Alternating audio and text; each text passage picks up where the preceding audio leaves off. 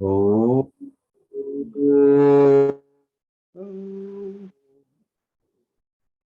श्री साईनाथाय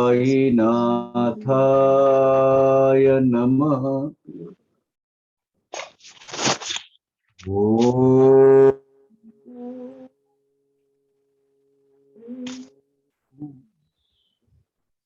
श्री साईनाथाय नमः। ओ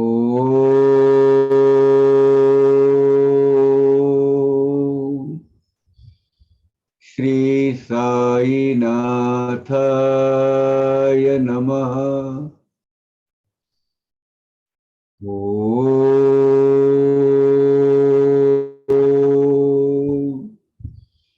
श्री साईनाथाय नमः। ओ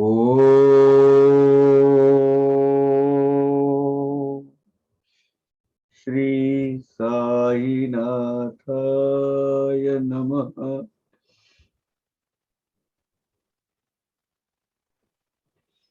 So we are starting with chapter 42, right?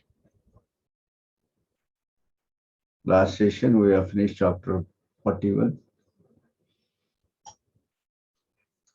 42, 43, 44.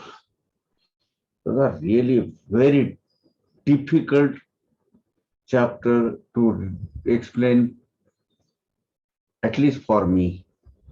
Why? Because all that scenario comes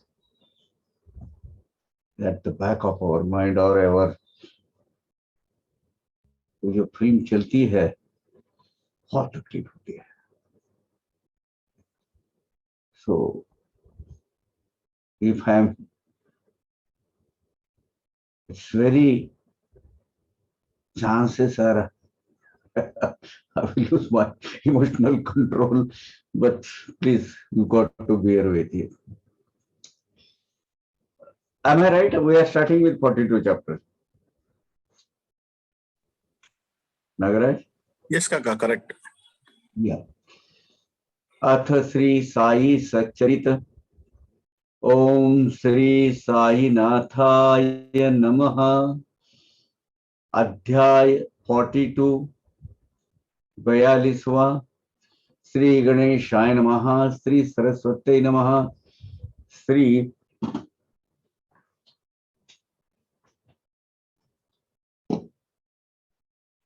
गुरुभ्यो नमः. श्री कुलदेवताय नमः. श्री सीतारामचंद्राभ्याम नमः. श्री सद्गुरु साईनाथाय नमः. गणेश ये आद्य देवता को नमस्कार. श्री श्री श्री गणेश आद्य देवता, सकल देवताओं के अग्रणी, सरस्वती देवता, गुरु देवता, कुल देवता, सीतापति प्रभु और सद्गुरु श्री साईनाथ भगवान को नमस्कार. ओम नमो जी सद्गुरु दातारा दातारा. श्रीमद गोदा तट विहारा ब्रह्म मूर्ते कोपिनाम्बरा कौपिनाम्बरा संतवरा नमो. बहुत ही मैंने विलक्षण ऐसे अलंकारिक ऑर्नामेंटल लैंग्वेज में बाबा का वर्णन और चरित्र चित्रण किया जा रहा है. दातारा, दाता यानी धनी, दाता धनी यानी प्रदाता, जो देने वाला है. श्रीमद गोदा तट विहारा, गोदावरी तट के मतलब गोदावरी के किनारे विहार करने वाला, जिसका वास वहां है. कौपिनाम्बरा, कौपिन यानी लंगोटी, छोटा लंगोट होता है. अंबरा परिधान करना है. अभी वो गंभीर, वो यानी अंबरा यानी वस्त्र परिधान करने वाले.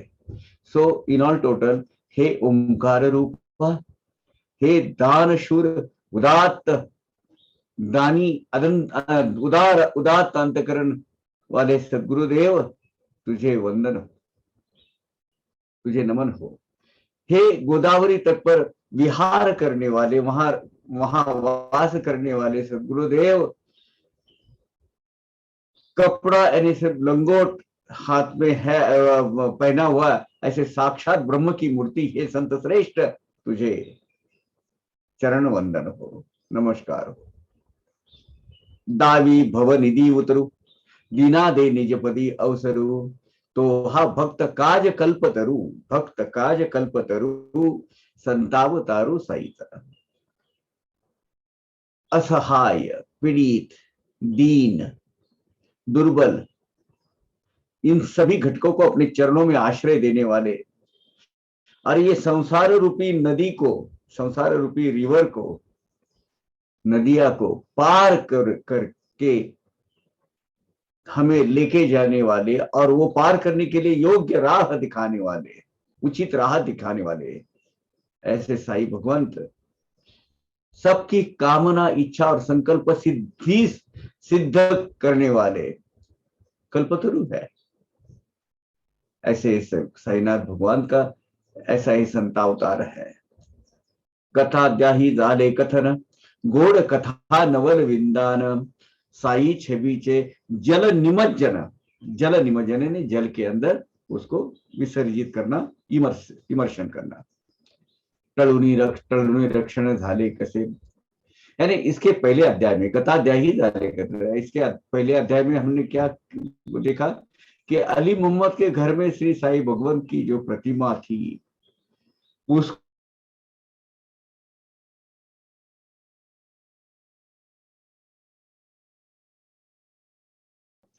start with chapter this one stanza 23.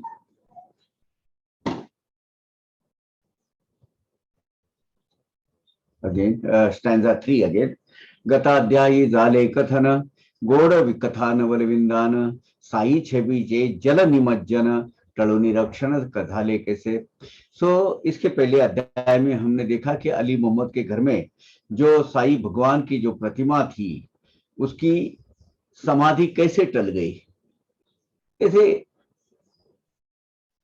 अजीब एक घटना हो गई, और सबके नजर के सामने बिल्कुल बिल्कुल दर्शनी भाग पर, प्राइम लोकेशन पर रखी हुई, अभी कभी किसी की नजर उसे हट ही नहीं सकती, ऐसी जगह रखी हुई जो तस्वीर है, वो मेहता के नजर से नजर में आ नहीं पाई, अदृश्य हुई। ये बाबा की अजब लीला है। और उसके बाद उस प्रतिमा को हेमाड पंचे के घर में आना था, वो होली का पूजन जिस दिन होता है, उस दिन कैसे आई, वो प्रतिमा का रक्षण कैसे हुआ, और वो सुरक्षित तरीके से, सुरक्षित तरह हेमाड पंत के घर में कैसी पहुंची, इसका वर्णन किया गया। और तैसीच एका भक्तांची कामना, साईंनी पुरविली येऊनी स्वप्ना, लाविले तया ज्ञानेश्वरी वाचना, देवनी अनुज्ञा विस्पष्ट। वैसे ही बाला साहब देव मामलेदार, इनको सपन दृष्टांत में देके, सपने में आकर ज्ञानेश्वरी, उनकी पठन की जो इच्छा, बहुत तीव्र इच्छा थी, जो उनसे हो नहीं पा रही थी, वह सिर्फ स्पष्ट शब्दों में आज्ञा देकर, और उसके पहले एक एपिसोड का आयोजन कर, मैं कहूंगा आयोजन कर वो चिंदी चोर, उसको उपाधि दी गई चिंदी चोर, और उसके बाद उसकी जो मधुर कथा है बाबा की अनूठे प्यार की, अनूठा प्यार, वो कथा हमने सुनी। सारांश क्या है कि सारांश गुरु कृपा उजियडे, फिटे भव भयाचे साकडे, निश्रेयस मार्ग द्वार उघडे, असुख सुखडे रोकड़े सुख होए। यानी इस कथा का अर्थ निकालो, सारांश निकालो तो गुरु कृपा, कृपे का जो प्रकाश है, उसमें हमारा जीवन प्रकाशमान हो जाता है, प्रकाशित हो जाता है, सुशोभित हो जाता है। और इससे संसार में, ये जो प्रकृति ने हमें जो संसार लगाया है, उसको, उसका जो डर है, हर पल हर वक्त ये डर हमें जो सताते रहता है वो नष्ट हो जाता है। बाबा के एक बार होकर रहो, ये भवभीति ये संसार का कुछ लगता ही नहीं है ना मेरे बाबा, वो देखेंगे ना। सर्वश्रेष्ठ सुख अर्थात यानी मोक्ष सुख, उसके दरवाजे हमें अपने आप किसी प्रयास न करते हुए, बिना किसी कोशिश के बिना हमारे लिए खुल जाते हैं। जीवन के अंदर के जितने दुख हम समझते हैं उसका ट्रांसफॉर्मेशन हो जाता है गुरु कृपा के माध्यम से। किसमें? सर्वश्रेष्ठ सुख, सर्वश्रेष्ठ सुख। यानी हम पर आई हुई आपत्ति ये इष्टापत्ति हो जाती है, हमारे लिए अच्छी साबित हो जाती है। नित्य स्मरता सदगुरु चरण, विरे विघ्नांचे विघ्नपन, मरणासी ही येईल मरण, बड़े विस्मरण भव दुखा। सदगुरु के चरण का नित्य स्मरण करने से सभी विघ्नों का, जो विघ्न का जो ग्रेविटी है, डेंसिटी है, उसकी जो विघ्न की जो तीव्रता है वो सब निकल जाती है, नष्ट हो जाती है। मृत्यु को भी मृत्यु आ जाता है। मरणासी ही येईल मरण, मरण को भी मरण आ जाता है। बड़े विस्मरण भव दुखा, भव सागर के जो दुख अपने नसीब में आने वाले होते प्रारब्ध भोगों से, वो भी भूल जाते हैं हमारी कुंडली में आने के लिए, हमारे जीवन में आने के लिए। ये कभी कभी ऐसा हो जाता है ना, इनिशियल स्टेज में, इनिशियल हम जब अध्यात्म की पहली सीढ़ी जब पढ़ते रहते हैं कि भाई मैं ये भोग क्यों भुगत रहा हूं, मैं ये भोग क्यों भुगत रहा हूं, क्या वजह है मेरी जिंदगी में, ये संकटों की मालिका, ये श्रृंखला क्यों खड़ी हुई है। कृष्ण बिहारी नूर कच्चे जाने माने गजलकार है, उन्होंने एक गजल लिखी है, बहुत बढ़िया गजल है। उसमें पहले दो वाक्य, वो जो दो पहला जो स्टैंजा है, बहुत पहला जो एक शेर है वो बहुत ही बढ़िया है। वो बोलते हैं, जिंदगी से बड़ी सजा ही नहीं।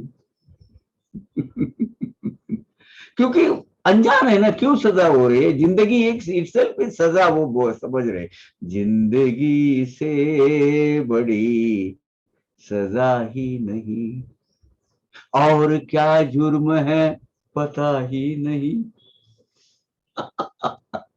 So this is real stage. हर एक अध्यात्म मार्ग में आप चलने लगोगे तो पहले शुरू में आपको ये क्या है, ये क्यों हो रहा है घटित मेरे जीवन में।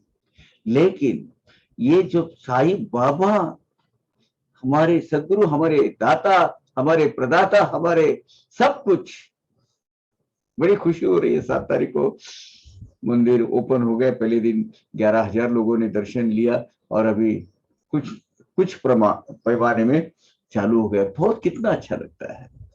तो सुख दुखों को भी आने के लिए वो भूल जाता है, इसके जीवन में आने के लिए। क्यों भूल वो नहीं जाएगा, बाबा उसको भुला देते हैं।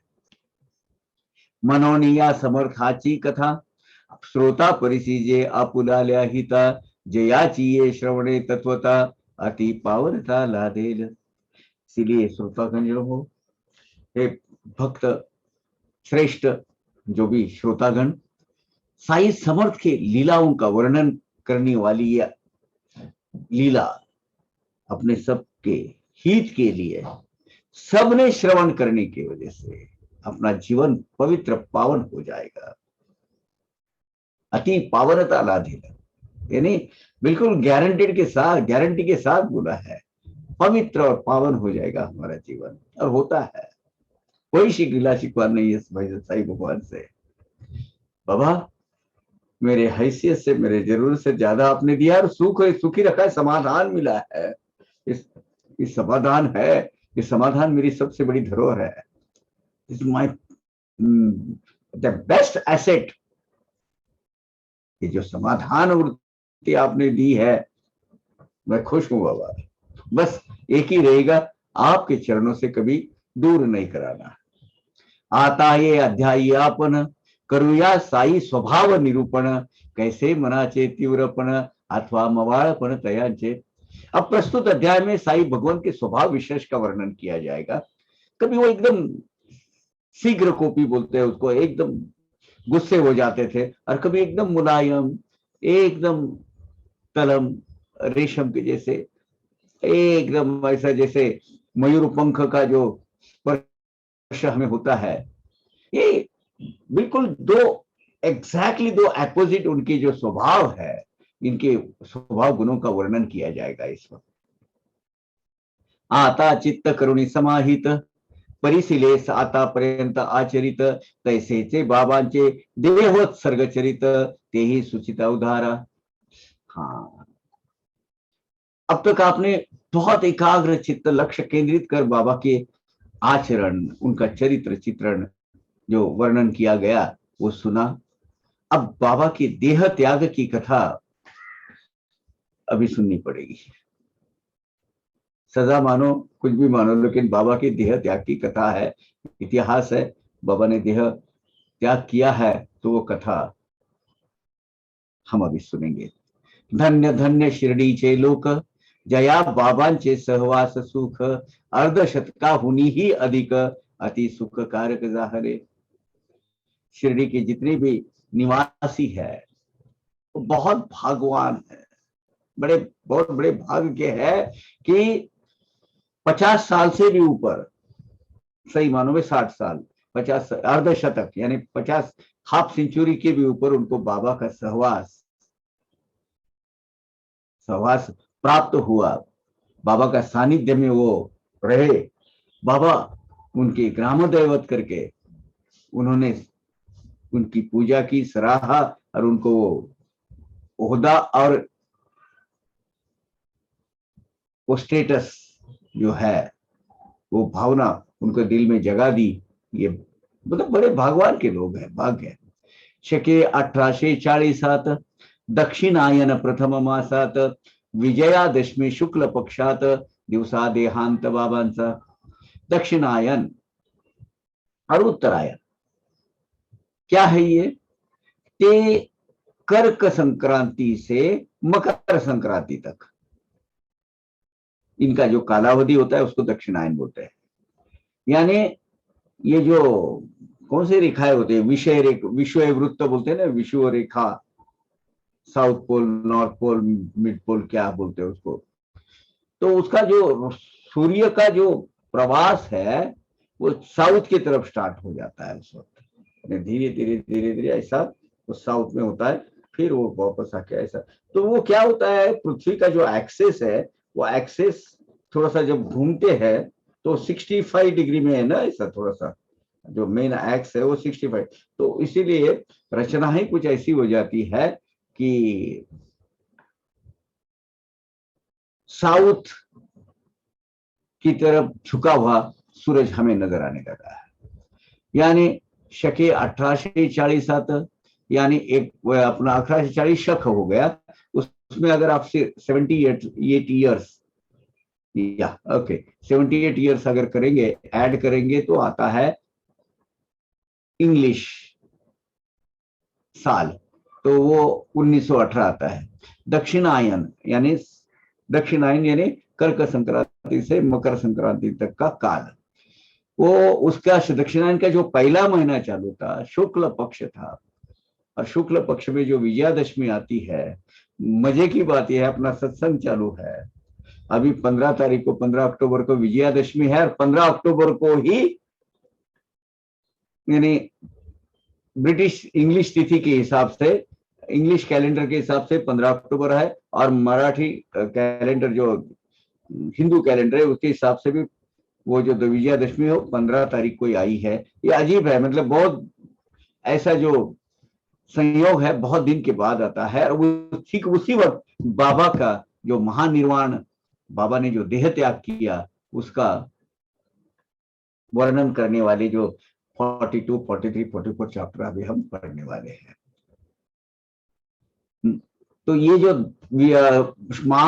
कौन सा शुक्ल पक्ष में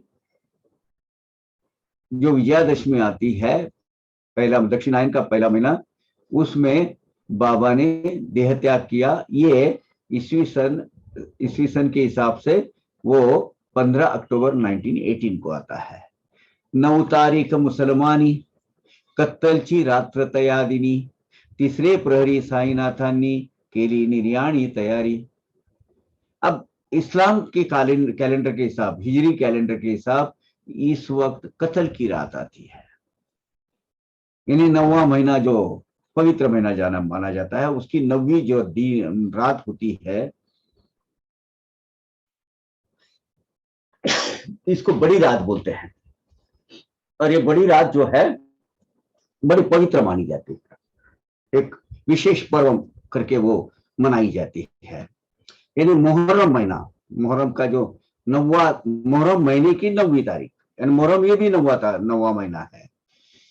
तो एक पवित्र और पावन दिन के दिन ही, जिस दिन को मोहम्मद पैगंबर, इनकी कन्या फातिमा जो है, इनका दूसरा जो लड़का है हजरत हुसैन, इनकी हत्या हो गई थी। उसके पहले की रात, ये कत्ल की रात, यानी दूसरे दिन मोहम्मद पैगंबर की लड़की फातिमा, इनका जो लड़का नवास, मतलब मोहम्मद पैगंबर का नवास और फातिमा का लड़का, जो दूसरा लड़का हुसैन, उनकी हत्या कर दी गई। वो सिविल वार हो गए थे, उधर करबला बोलते हैं, और ये करबला में ये सब बहुत सिविल वार ही हो गया था वहां। तो उसके पहले की जो रात है, इसको, उस रात को जब इस्लाम, हमारे जितने भी भाई है मुस्लिमीन फकीर विधि करते हैं, और इसी दिन बाबा ने देह त्याग की तैयारी की थी। बुद्धाची ती बुद्ध जयंती, साईंची तई पुण्यतिथी, देवादिकांची जी जयंती, तीच पुण्यतिथि संतांची। या यही दिन बुद्ध जयंती थी। और देव जितने देवता होते हैं, उनकी जो जयंती है, जन्मदिन होता है, ये यही दिन संतजन पुण्यतिथि का दिन चुनते हैं। बुद्ध जयंती है, इसी दिन जाना उचित है, पावन स्पर्श, उनकी जयंती है, ये पुण्यतिथि, यानी जयंती से जन्मदिन, पुण्यतिथि से जाने का दिन। गौतम बुद्ध की जयंती यही दिन, मैंने कैसे देखो, सब इस्लाम की तरफ से नया दिन, 9वीं रात, कत्ल की रात, बड़ी रात, बुद्ध जयंती थी। और हिंदू धर्म में 3.5 मुहूर्त का एक मुहूर्त जो माना जाता है, सबसे बड़ा पवित्र पावन दिन माना जाता है, विजयादशमी। बाबा ने अपने निर्याण के लिए, महानिर्वाण के लिए ये दिन चुना। 12:30 घंटा पडला, दशमीचा काळ संपूर्ण झाला, एकादशी झाली उदयाला, निर्याण काला एकादशी। अब हिंदू कैलेंडर का क्या होता है, तिथि अलग अलग होती है, कभी कभी 2 तिथि आती, कभी एक आधी तिथि गायब हो जाती है। उनको कैलेंड्रिक एडजस्टमेंट किए करके रखा हुआ है 30 डेज में वो बैठाने के लिए। हालांकि एग्जैक्टली चंद्र, आपने, हम चांद का क्या, चंद्र पर बेस पर हमारा कैलेंडर चलता है, लेकिन हर महीने के 30 दिन करने के लिए बहुत सारी तिथियां, और ये फर्क होता है। रियली स्पीकिंग, चंद्र की जो परिक्रमा है वो 355 पॉइंट और उसका क्वार्टर इतनी ही है। अब उसको 360 में बिठाना है। तो कभी क्या होता है, सूर्योदय, सूर्य काल का जो वो वक्त होता है, वहां होती है एक तिथि, लेकिन दिन भर में वो कभी बदल जाती है। तो एक दिन में 2 तिथि आती है। ये तिथि भी वैसी है, सूर्य काल में विजयादशमी चालू थी, जैसे 12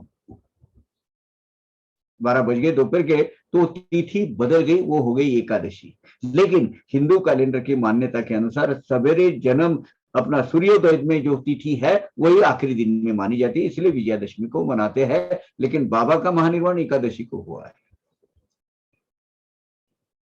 इसीलिए साई भगवंता ने अपने निर्याण के लिए एकादशी, जो पवित्र पावन हिंदू धर्म में माना जाता है, और इस वक्त जाने वाले उनको वैकुंठ पद की प्राप्ति होती है। बाबा तो खुद को स्वयं वैकुंठवासी है, उन्हें तो कोई अपने घर जाएंगे विजिट करने के लिए, इसके हिसाब से वो जाते हैं, बाकी उन्हें कोई कर्म और कर्म भोग तो है नहीं।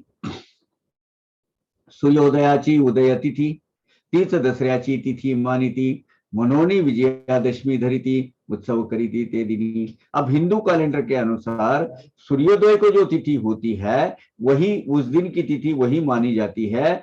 इसलिए बाबा का निर्याण का दिन विजयादशमी ये ग्रहित यानी ये एज्यूम किया गया है, और इसीलिए उसी दिन बाबा की पुण्यतिथि साजरी जश्न मनाया जाता है, जो भी उत्सव किया जाता है उस दिन का। मंगलवार कत्तलची रात्र, ऐसा तो दिवस अति विख्यात, मनोनी ते दिनी साई महंत, ज्योतित ज्योत मिळविती। अब विजयादशमी बाबा जब गए मंगलवार, बुद्ध जयंती, कत्ल की रात, ऐसा अपूर्व योग बाबा ने वही चुना, यानी इच्छा मरण है बाबा का, अपनी मर्जी से जा रहे हैं, मर्जी है तब वापस आएंगे।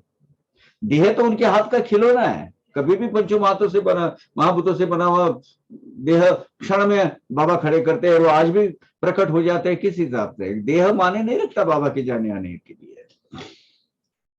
तो बाबा ने अपने वो जो दिव्य ज्योत है, सर्वश्रेष्ठ जो अल्लाह परवरदिगार है, उसके अस्तित्व में अपना अस्तित्व विमर्श करने के लिए ये दिन चुना है। वंगदेशीचा प्रसिद्ध सन, दुर्गा पूजा समाप्ती दिन, तो हा उत्तर हिंदुस्थानामधून उत्सव दिन सकळांचा। अब इसी दिन में नॉर्थ इंडिया में और ईस्ट पार्ट ऑफ इंडिया में, यानी बंगाल प्रांत में ज्यादा से दुर्गा पूजा होती है, अभी चालू है उस वक्त, आज तीसरा या चौथा दिवस है, कुछ दिन है। ये उत्सव दुर्गा पूजा की जो उत्सव की जो समाप्ति होती है, क्या बोलते हैं, समाप्ति होती है, उन्हें लास्ट जो फाइनल रिचुअल सब होते हैं उस दिन ये विजयादशमी होती है। शके 1838 विजयादशमीचे दिवशी सायंकाळी प्रदोष समयासी भविष्यासी सुचविले। 1838 यानी 1916, शके 1838 यानी 1916 की विजयादशमी को शाम हो गई थी, और उस वक्त मैं जाने वाला हूं इसका हिंट सूचित किया था, पहले हमारे समझ में नहीं आया।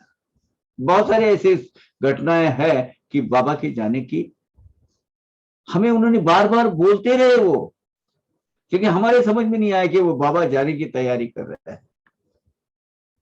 तो जिस विजयादशमी को बाबा का महानिर्वाण हो गया, उसके ठीक 2 साल पहले जो विजयादशमी आई थी, वो विजयादशमी की अजीब घटना हो गई। कैसे ती कथितो पूर्व लीला, होईल विस्मय श्रोतयाला, साई समर्थ साईंच्या अकळकळा तेने सकळा कळतील। अब साई के साई 2 साल में देह त्याग करने वाले हैं, यही दिन है दशहरा का, ये पहले ही सूचित किया था उन्होंने, या पूर्व लीला है बाबा की। बाद में उसकी वो लॉजिकली जब बैठे लोग, अरे बाबा ने ये कहा था, हाँ, तब पता चला बाद में। तो ये अकल अपने मनुष्य के बुद्धि के परे, मनुष्य के बुद्धि के दायरे में ना आने वाली ये कथा है। ये अजीबो गरीब घटना है बाबा घटित करवाते हैं, बाद में पता नहीं चलता है, रियलाइज होता है। अभी कैसे वो हम सबको साई समर्थ के जो उन्होंने ये दिन चुना, उसके पहले ही प्री इंटीमेशन कैसी दी थी, उसकी कथा सुनेंगे। इसवी सन 1916 सन दसरा शिलंगन वेळा फेरी परतता सायंकाळा लीला अद्भुत वर्तली। अभी शिलंगन, शिलंगन यानी ये एक्चुअली अपभ्रष्ट स्वरूप है, क्रिप्टेड वर्जन है सीमोल्लंघन का। सीमा उल्लंघन, गांव गांव के लोग सीमा पार करके या सीमा पर ये एक पूजा विधि किया जाता है। इसको और भी एक बहुत सारे रेफरेंस है। इसी दिन वो शमी के पत्ते पर और वो है उसके ऊपर जो हथियार रखे थे वो हथियार की पूजा पांडवों ने की थी। दशहरा यानी 10 मुंह वाला, यानी रावण का वध भी इसी दिन हुआ था। ऐसे बहुत सारे रेफरेंसेस है ये दिन को। ठीक 1916 के सीमोल्लंघन यानी गांव की सीमा के ऊपर जाते हैं और सीमा पर वो एक पूजा विधि करते हैं और वहां से वापस आते हैं। ये जो शिलंगन है, ये शिलंगन यानी सीमोल्लंघन विधि के शाम के वक्त, इस नॉर्मली शाम के वक्त होता है। शाम को जब आते हैं तो एक अजीब घटना हो गई। क्या घटना हुई? नव प्रदेशी मेघ गड़गड़े अवचित विद्युलता कड़कड़े तेवी जमदग्नि स्वरूप रोकड़े प्रकट के लिए बाबा ने। यानी आकाश में जब वो बिजली चमकती है और उसकी जो बड़ा ठहाका होता है, बड़े आवाज आते हैं, मेघ एक दूसरे को टकराते हैं, बहुत ही जोर शोर से आकाश में आवाज आती रहती है बिजली चमकने की। और ऐसी बिजली चमक के बहुत सारा उसका यानी स्पार्कलिंग होता है। ठीक इसी तरह ऐसा भयानक क्रोध बाबा को उस दिन आया और उन्होंने गुस्से में एकदम जमदग्नि का अवतार, जमदग्नि ये बहुत गुस्सेले ऋषि थे और इनका यानी चरण सीमा पे इनका गुस्सा रहता था। किसी का अगर गुस्सेला आदमी है, मतलब गुस्सा करने वाला है, तो उसकी तुलना जमदग्नि के साथ होती है। तो जमदग्नि का उग्र स्वरूप धारण कर लिया उन्होंने। सोड़ोनी शीरीचा सुड़का, सुड़का यानी वो जो छोटा जो कपड़ा होता है वो।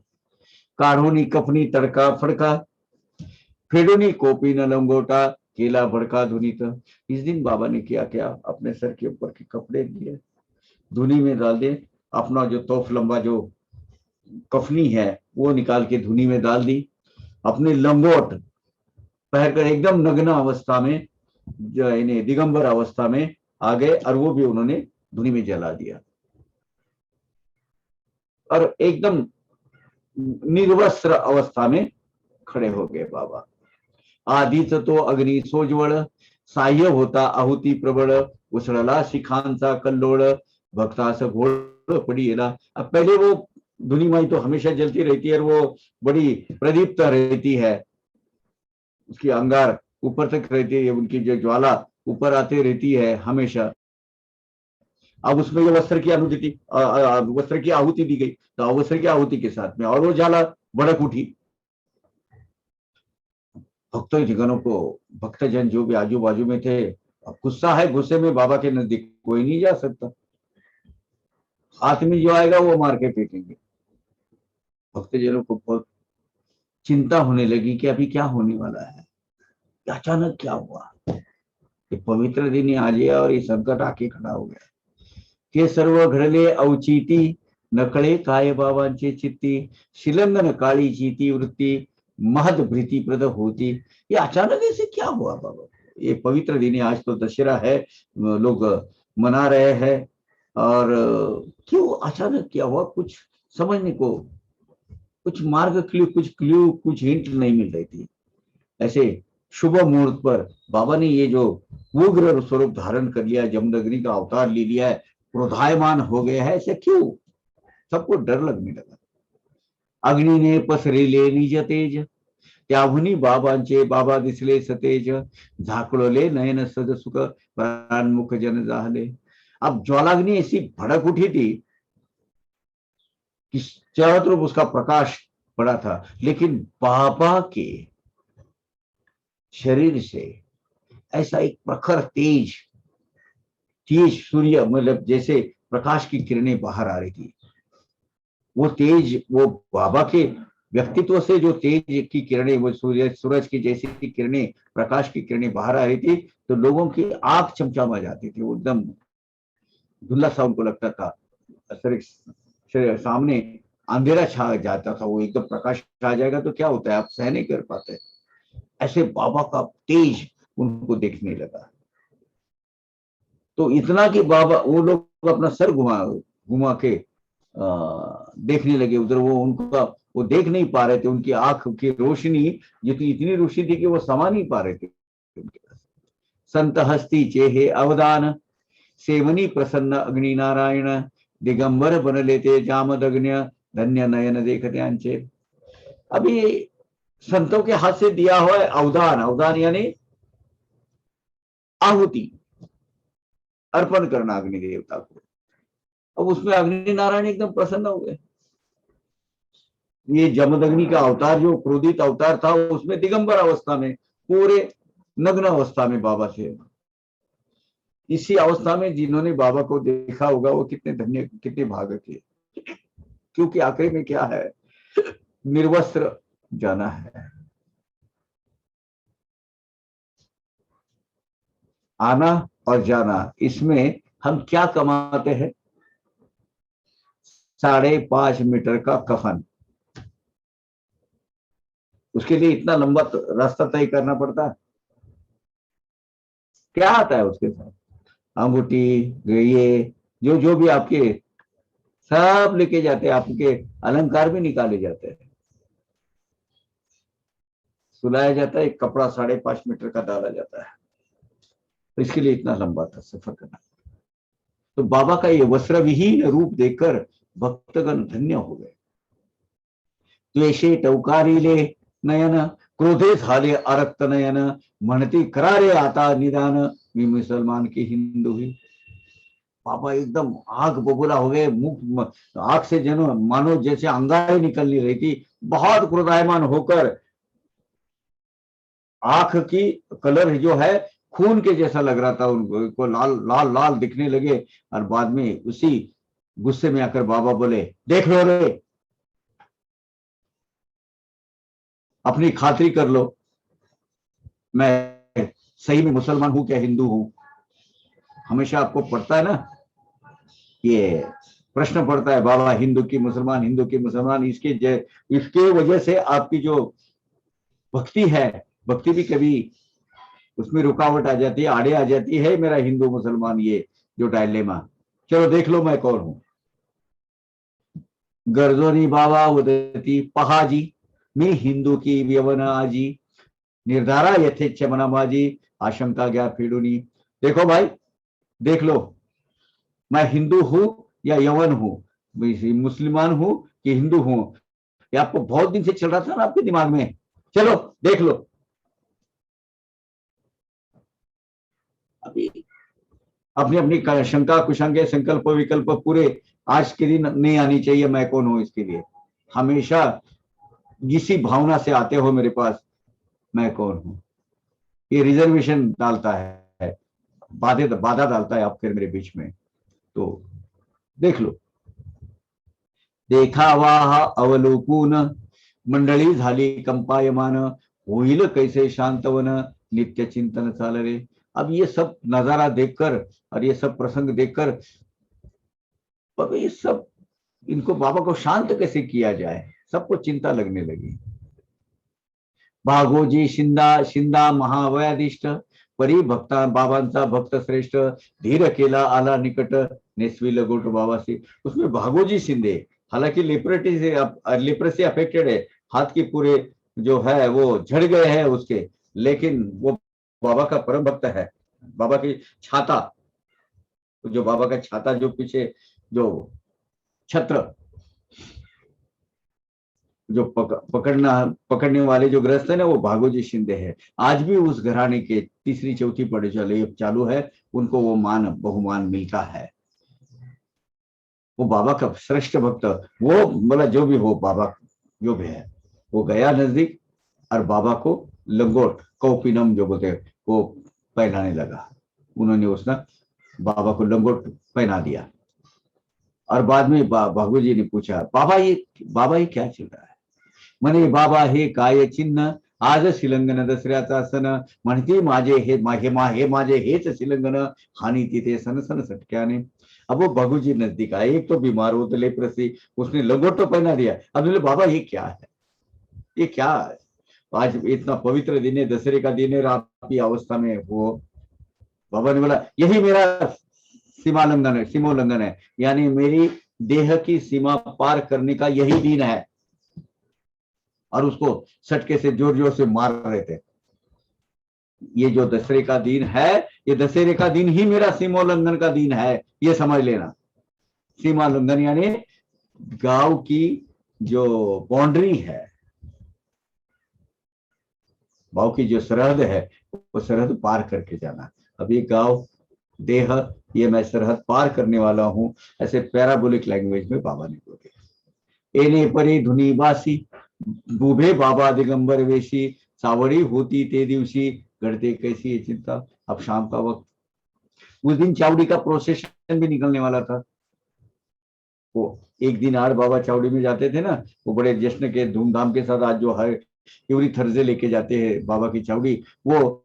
और बाबा दिगंबर वेश में, दिगंबर वेश यानी निर्वस्त्र अवस्था में धुनी के सामने खड़े हैं। धुनी ने बड़ी प्रदीप्त तो हो गई है, वो जल रही है, और बाबा सामने खड़े। अब नजदीक गए तो जाने नहीं दे रहे। अब वो चावड़ी का समय हो गया है, नॉर्मली बाबा का जाने का वक्त हो गया है। सब भजनी, सब लोग आके खड़े हैं। द्वारका माई के सामने जो प्रांगण है, वो प्रांगण में सब लोग आकर इंतजार कर रहे हैं। आप क्या करें? नॉर्मली 8:30 बजे ये निकल जाता था, ये जुलूस। 8:30 9 बजे फिर नाच गाना वगैरह सब, वो सब करके प्रोसेशन में 10 बजे तो वो आरती होके खत्म हो जाता था। लेकिन अभी तो बाबा यहीं खड़े हैं। नवाची चावडी 10 झाले, परी बाबा नाही स्थिरावले, लोक जाग जागी तटस्थ ठेले, टकमक उगले पाहते। अब 9 बजे ये चावड़ी का प्रोसेशन निकल जाता था। ये हमेशा का मतलब हुआ, रिवाज था कि 9 बजे प्रोसेस निकली गई, 9:30 9:15 9:30 तक वहां पहुंचेगा, आरती बिरती होगी, और बाबा फिर निद्राधीन हो जाएंगे। अब लेकिन 10 बजे इधर ही मस्जिद माई में, द्वारका माई में ही। अब बाबा का गुस्सा अभी भी शांत नहीं हो रहा था। वो शांत होने के बाद स्थिर बैठते थे। अभी जगह जगह पर बाबा बैठ, सब जो लोग हैं इंतजार करते बैठे, बाबा का गुस्सा कब शांत हो जाएगा। अब सिर्फ वो बेबस थे, क्या करेंगे? अब उनके हाथ में कुछ तो था नहीं अभी। बस जो भी हो रहा है वो साक्षीभूत है उनके, और वो सामने देख रहे हैं, और जस्ट विटनेस कर रहे हैं, बैठ रहे हैं। होता होता झाले 11। अब 9 बजे की चावरी है, 2 बज गए, 11 बज गए रात के। बाबा ही तेव्हा निवळले जरा, नेसुनिया लंगोट कोरा, कपनी पेहराव मग केला। रात को 11 बजे बाबा का गुस्सा शांत हो गया। रात तो ठंडा तो भी बरबर से वो धड़धड़ चालू ही था, लेकिन थोड़ा शांत हो गया था। फिर नया लंगोट पहनाया गया, कफनी नई डाली गई, नया पोशाक जो लिबास है वो नया दिया गया। और फिर चावडी का प्रोसेशन की तैयारी होने लगी। चावडीची घंटा झाली, मंडळी होती तटस्थ बैसली, पालखी फुलांनी शृंगारिली, अंगणी आणली आज्ञेने। अब चावडी का जो प्रोसेशन है, वो जो निकलती है,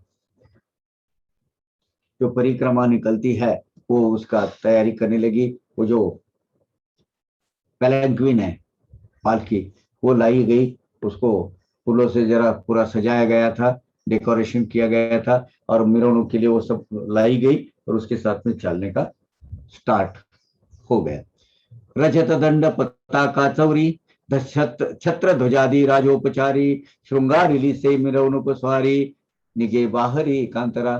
फिर वो जो जितने भी वो आयुध है भाई, जितने भी वो इंस्ट्रूमेंट्स है, वो चौरी, पताका, दंड, छत्र, ध्वज, क्या बोलते अब्दागीर, ये सब लेकर चलने लगे। वेत्रधारी, छत्रधारी सब निकल गए। उसका हमने वर्णन 38 के अध्याय में सुना है। है ना। 37-38 अध्याय में हमने वो पूरा सुना है। झाला एकची महागजर, साईनाथांचा जय जयकार, काय वर्णावा तो गिरा गजर, आनंदापूर लुटला। साईनाथ महाराज की जय जयकार होने लगी, महागर्जना होने लगी, जय जयकारा चलने लगा। और फिर वो बड़े ऊंचे स्वर में बाबा के गुणगान गाते हुए, भजन गाते हुए, वो सब आनंदी वातावरण में रात को 11 बजे उस दिन वो पालकी का प्रोसेशन निकला। उसको जो चावड़ी प्रोसेशन बोलते हैं, चावडी प्रोसेशन उस दिन निकला। मग शोधुनी शुप्रधडका, बाबा डोक्यास गुंडीती फडका, घेती चिलम तंबाखू सटका, जणू तोच नीट का मूर्त। फिर एक दूसरा सफेद कपड़ा लिया गया, तो बाबा हमेशा बांधते वो बांधा गया। हाथ में चिलीम, तमाकू, सटका वो सब ले लिया और चावड़ी के प्रस्थान का संकेत। ये जब हाथ बाबा ने हाथ में लिया तो समझ लेना भी चलना है, वो कंसेप्ट हो गया था उधर।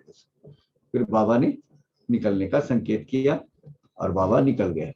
कोणी छत्री चौरे कोणी चौरी, कोणी मोर्चेला सागरी, कोणी गरुड टक्के अब्दागिरी घेती निज करी वेत्रदंड।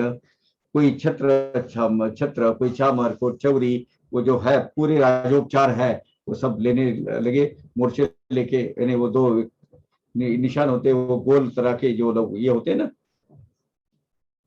लेके चलते हैं प्रोसेशन में, वो लेकर पूरे तैयार हो गए लोग। और कोई गुरु टका लिया, कोई अब्दागिरी ली, ऐसे बालदार, चौबदार, जय विजय जितने भी थे वो निकले। और वो जो बड़ी लठ होती है वो लठ लेकर हाथ पर लेकर वो जो परिक्रमा परिभ्रमण चालू हो गया। एणे परी करुणियामीस, बाबांनी सुचविले सर्व त्रास, भवसागर शिमोल्लंघनास, दसराच एक सुमूर्त। ये सब जो घटित किया बाबा ने, उसमें एक स्पष्ट संदेश दिया था कि दशहरा ये मेरा जाने का दिन है। यही सीमोल्लंघन मेरे देह का देह की सीमा पार करके मैं जाने वाला हूँ। दशहरे का दिन ही रहने वाला है। ये भवसागर पार कर मैं जाने के लिए दशहरे का दिन चुना हूँ। और इसलिए सब उनके कपड़े निकालकर उन्होंने उनका आहुति दे दी थी वो अग्नि नारायण को धुनी माई में। उसके बाद एक दशहरा निकल गया। 1916 के दशहरे को ये घटना हुई, 1917 देखा, 1918 को तो वही दिन बाबा। तदनंतर एकची दसरा, बाबांनी दाखविला शिर्डी करा, पुढीलची दसरा सुमूर्त बरा, केला धरार्पण, देह धरार्पण केला की। उसके बाद बाबा ने दूसरा एक ही और एक दशहरा शिरडी वासियों को दिखाया। उसके नेक्स्ट जो दशहरा है उसमें बाबा ने अपना देह धरणी को अर्पण कर दिया। हे न केवळ सुचविले, स्वय अनुभवा आणून निदाविले, निज देह शुद्ध वस्त्र वाहिले, योगाग्नि हविले ये क्षणी। अब ये दसरा शुभ मुहूर्त है, ये केवल सूचित नहीं किया, यानी देह ही एक प्रकार का वस्त्र ही है। ये वस्त्र की आहुति अग्नि नारायण को दी जाएगी, इसीलिए आज ये पवित्र वस्त्र का मैं त्याग कर रहा हूं। ये देह रूपी वस्त्र का स्वरूप का ही त्याग है। ये बाबा ने 2 साल पहले ही दशहरे के दिन, ठीक उसी दिन सबको दिखाया था, जताया था और अवगत भी किया था। लेकिन हम मति मूड होते हैं, उस वक्त इसका जो अर्थ है वो अर्थ नहीं समझ पाते हैं। सन 1918 ते सालीचा तो सन दसरा, तोच सुमूर्त केला खरा, निज परात्परा समरसले।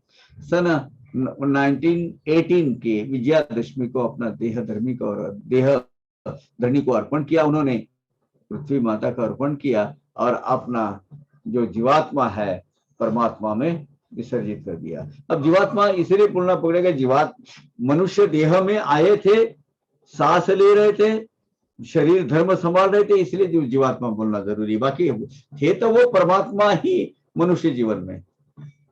ऐसीच बाबांची आणिक प्रचिती, लिहिता लिहिता आठवली चित्ती, की याच विजयादशमीची ती स्थिती निश्चित होती आधीच। अभी विजयादशमी का ही दिन कैसे तय किया था बाबा ने, इसकी आगे की गुणस्थ रचना, एक और एक घटना घटित हुई थी, उसके बारे में ये कथा भी आने वाली है। बाबा ने ये भव सागर से प्रयाण करने के लिए दसरा यही स्थिति के दशहरा यही स्थिति कैसे सुनिश्चित की थी, इसकी और एक प्रचिति और एक अनुभूति बाबा ने दी थी। वो लीला की अभी मुझे याद आ रही है, तो इसलिए मैं आपको कह रहा हूं। ये बहुत मैंने सीधा कह दिया था, लेकिन समझ में नहीं आया लोगों को कि बाबा क्या करना चाहते, क्या करना कहना चाहते हैं। वो लीला जो है रामचंद्र कोटे पाटिल के साथ में हुई है, और बाड़ावानी जो है वो उसके यानी कहने वाले साक्षीदार है। वो जो कथा है हम एक 5 मिनट के विश्राम के बाद सुनेंगे। पूना में आना था दर्शन, पूना में दर्शन के लिए आना था। दत्ता काका सोए होते बाजू में, दर्शन लेना तो जरूरी है। 4 बजे वो नॉर्मली होते, तो मैं गया उनके पास। गया तो बोले आते हैं हम, अभी आते हैं, हम आते हैं अभी। बोला काका अभी आने का नहीं वापस, अब सिर्फ जाने का। अब मैं भी क्या माना शना भूल गया पता नहीं। ये हम दोनों का संवाद हो रहा है। दत्ता काका ने मुड़कर जो बाबा के चरण, जो बाबा को स्पर्श किया हुआ, जो पहले उनका नाम अलग रखा था, बाद में बाबा के कहने पर उसका नाम अभी श्री दत्त रखो, तो दत्तात्रेय रखा गया था। वो बहुत पवित्र आत्मा। तो निमोन करके गए, अभी गए, मतलब एक 8-10 साल हो गए दत्ता काका के पास। जब मैं गया, बोला अभी बाबा अभी वापस नहीं आना है, अभी जाना है, अभी मुक्ति है। बाबा जैसे परम पृथ्वी तल के साई भगवान के ये जो अवतार ने आपको पवित्र पावन करके रखा है उदी लगाकर, तो अभी अभी आपको पुनर्जन्म नहीं है काका। अब उनकी जो स्नुषा है, जो बहू है और लड़का, ये सब सुन रहे हैं। वो हमारे दोनों की तरफ विचित्र अवस्था में देख रहे थे। और सही बोलूं तो क्या चल रहा है हमारा समाज, मैं नहीं जानता था। खैर वहां से दर्शन लिए उनके, मिलेंगे करके बोले। वहां से मैं क्या आंख से थोड़ा सा आंसू आ गए, क्या समझ में नहीं आया क्या हुआ। पादुकाएं ली, पूना में आए, मैं और नंद कुमार निमोनकर, जो उनके नेफ्यू है, उनके पास जो पादुका है वो लेकर आ गए। इमीडिएटली मैसेज आया, काका को एडमिट किया है संगमनेर के हॉस्पिटल में, आपका आना बहुत जरूरी है। तो पादुका के नीचे ये चल रहा था, मेरे ये चल रहे थे, प्रोग्राम था।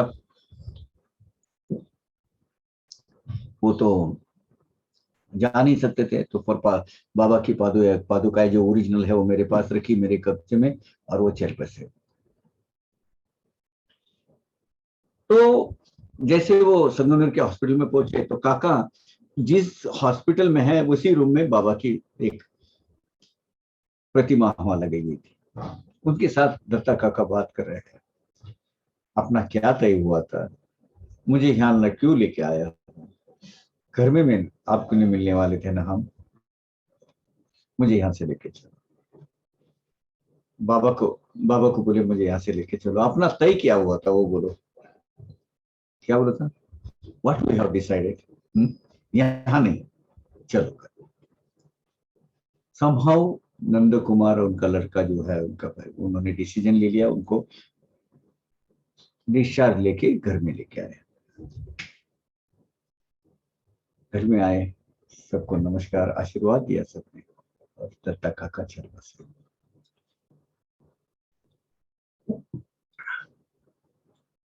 सौभाग्यवश उनके 10वां जो 10th डे सेरेमनी होता है, उसको उसके ऊपर बोलने के लिए मुझे बुलाया था।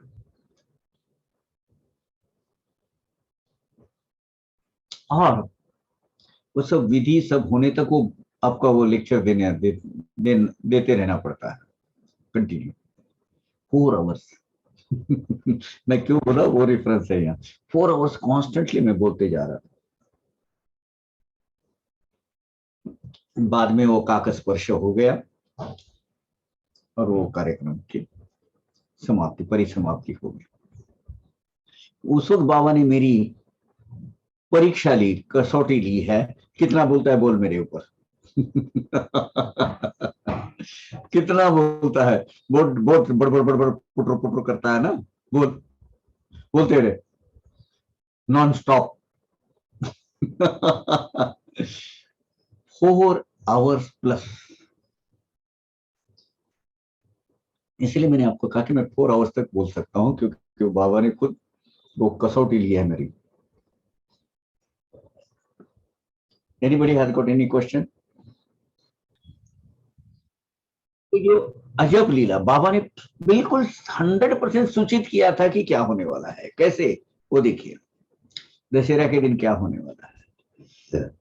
शिर्डीचे पाटील रामचंद्र दादा झाले अति दुखनाहित सदा एकदा, जीवास सोसवती न आपदा, अति तापदायक भोक्तृत्व। अब शिरडी के Ramachandra Dadaji Kote Patil, great great great personality, because इस आदमी की वजह से, रामचंद्र दादा की वजह से आज का मंदिर है। बुट्टी ने बांध दिया, बाड़ा हो गया, सब हो गया, लेकिन सब जनक शोक के बजे दो, इसमें 2 गिरोह हो गए, 2 गुट हो गए वहां। एक बोले ओपन में रखो, मजार बांधो ये, और एक ने बोला यहाँ, उसके सबके एक जो शिरडी में बाड़े में ही बाबा की समाधि होगी, इसका बड़े डटे रह गए अपने ये तत्व पर। बाबा ने कहा है मैं, मुझे बाड़े में रखो तो मैं बाड़े में ही रहूंगा, करूंगा। और उस वक्त के वहां के पाटिल है, वो गांव के मुखिया है। गांव में एक मरा हुआ मुर्दा यहाँ गाड़ना नहीं चाहिए, इस तत्व के कुछ लोग थे। इनके खुद के दादा, इनके खुद के दादा भी थे। नहीं बोले, मैं देख बोले राम घर में नहीं आने दूंगा। ये बोला नहीं आऊंगा, मैं खेत में रहूंगा, लेकिन जब तक ये तू है तब तक मैं घर में नहीं आऊंगा, लेकिन बाबा की समाधि यही होगी। अपने घर में ही गए। अप्पा जी कोते पाटिल, उन्हें भीमा जी अपना ये जो दादाजी के पिताजी यानी रामचंद्र दादा और अप्पा, मैंने अप्पा के पुत्र दादा, दादा के पुत्र रामचंद्र। ये जो है बोले देख घर में नहीं आना, तो अगर ऐसा कुछ करता है गांव में अगर मुर्दा काटता है, नहीं बाबा ने कहा है यही होगा। क्या बात, ये निष्ठा थी। बाबा ने कहा है तो ऐसा ही होगा। और उन्होंने सब जो जवान जो छुप थे, शिरडी ग्राम पंचायत के पहले नगराध्यक्ष, उनका ऐसे जो मूछ वाला जो फोटो है वहां लगाया रखा है। बहुत रिस्पेक्ट करना चाहिए हम सब साई भक्तों ने। आज के जो समाधि मंदिर है ये आदमी की देन है। शिर्डीचे पाटील रामचंद्र दादा झाले अति दुखनाईत एकदा, जीवास सोसवती न आपदा, अति तापदायक भोक्तृत्व। अब शिरडी गांव के जो पाटिल है, पटेल मुखिया बोलते हैं उनको, रामचंद्र दादाजी कोते पाटिल, एक बार बहुत बीमार गिरे और वो बीमारी में हैरान हो गए।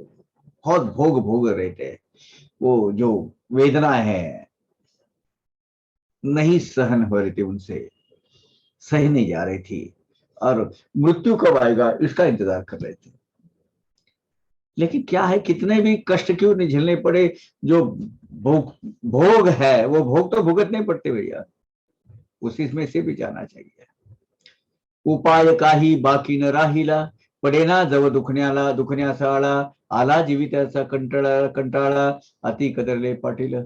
सब उपाय कर कर हो गए, बीमारी से कुछ आराम ही नहीं गिर रहा था। जान कब एक बार जाएगी ऐसा उनको हो गया था, इतने कंटाल गए थे वो। भोग भोग रहे थे सब तरह के अंग, दवाई दारू डॉक्टर हकीम सब सब सब सब सब कुछ हो गया था। आखिरी में बोले आप बस बस करो प्रभु, भी उठा लो मुझे। ये अवस्था थी रामचंद्र दादा को होता ऐसी मनाची स्थिती, एके दिवशी मध्यरात्री एकाएकी बाबाची मूर्ति त्यांचे उषागती प्रकटती। ऐसा होने के बाद एक बार, अभी वो साईं बाबा शिरडी में ही है, वो अपने घर में बीमार होके पड़े। एक बार बराबर आधी रात को बाबा वहां उसके सिराने के पास जहां वो लेटे हुए थे, मानो मृत्यु शैया आई है, मृत्यु का इंतजार करते वहां बैठे थे रामचंद्र कोते पाटिल। तो वहां बाबा प्रकट हो गए, उनके सिराने के नजदीक सामने खड़े हो गए। तव ते पाटील पाय धरी थी, निराश होऊन बाबा सवदती, कधी येईल मद मरण निश्चिती, एवढेच मद प्रति वदादी। तो बाबा के पैर छुए उन्होंने, सोए हुए थे, सोए में बाबा के, और बोले बाबा कब मेरा मरण आ जाएगा, कब मेरा मृत्यु, कब तो आ जाएगा, इतना ही मुझे कहो, क्योंकि अब मेरा कोई भरोसा नहीं है। मैं बहुत तंग आ गया हूं जिंदगी से, सहाय सही नहीं, मेरे से अभी मेरे सहन करने की जो शक्ति है वो अभी खत्म हो गई है, मतलब मेरे बर्दाश्त के बाहर गया है ये सब। तो मुझे इसमें से मुक्ति दिला दो प्रभु, बस। आला आता जीवाचा वीट, नाही मद मरणाचे संकट, मरण कधी मद देईल भेट, पाहे मी वाट एवढीच। अभी मुझे ये जीवन जीने का बहुत बड़ी सजा लग रही है, और मुझे जीना ही नहीं है, जीना जीना चाहिए, ये अच्छाई मेरी निकल गई है। मैं मरने से नहीं डरता हूं, बता बाबा, मुझे शांति से मरण आ जाए, मैं मरण की राह देख रहा हूं, इंतजार कर रहा हूं कब मेरा मृत्यु आ जाएगा। प्रभु इसमें से जरा मुक्ति दिला दो। तव त्या बाबा करुण मूर्ती, म्हणती न करा चिंते, न करी चिंता चिंती, टळली तुझी गंडांतर भीती, किमर्थ खंत करी सिरे। तब वो कारुण्य सिंधु करुणा कर साई बाबा, परम दयालु परम कृपालु सामने खड़े हैं और बोले, अरे क्यों चिंता करता है, तुझ पर आया हुआ इस जो संकटों के बादल मंडरा रहे हैं वो निकल गए हैं, तेरा संकट खत्म हो गया है, अभी कोई चिंता मत कर। कोई दिल में ऐसे विचार ला कि अभी तू जाने वाला है, तुझे मृत्यु चाहिए, नहीं, बस जो भोगते वो भुगत गए, अभी तेरे ऊपर का ये जो संकट है मृत्यु का, वो निकल गया है। तुझला नाही काहीच भीती, तुझी हंडी हुंडी परतली पुरती, परिण तात्याची दडगती, तिसे मधुपती रामचंद्रा।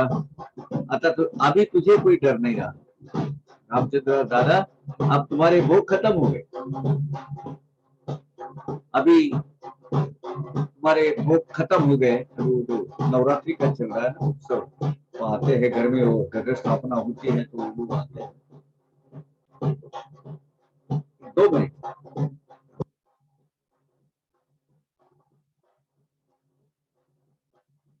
तो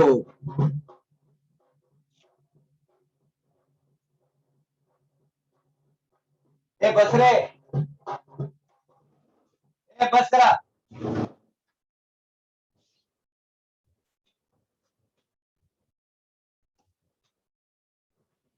तो बोले अभी तुझे तो कोई डरने की बात नहीं है, तेरे भोग जो है भोग खत्म हो गए, लेकिन यार तात्या जो है,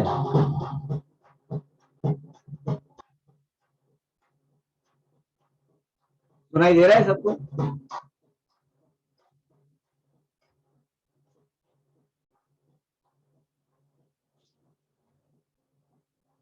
चलो अपन स्टार्ट रखेंगे, क्योंकि वो हर घर में जाके यहाँ तक आने तक तो बजाते रहेगा।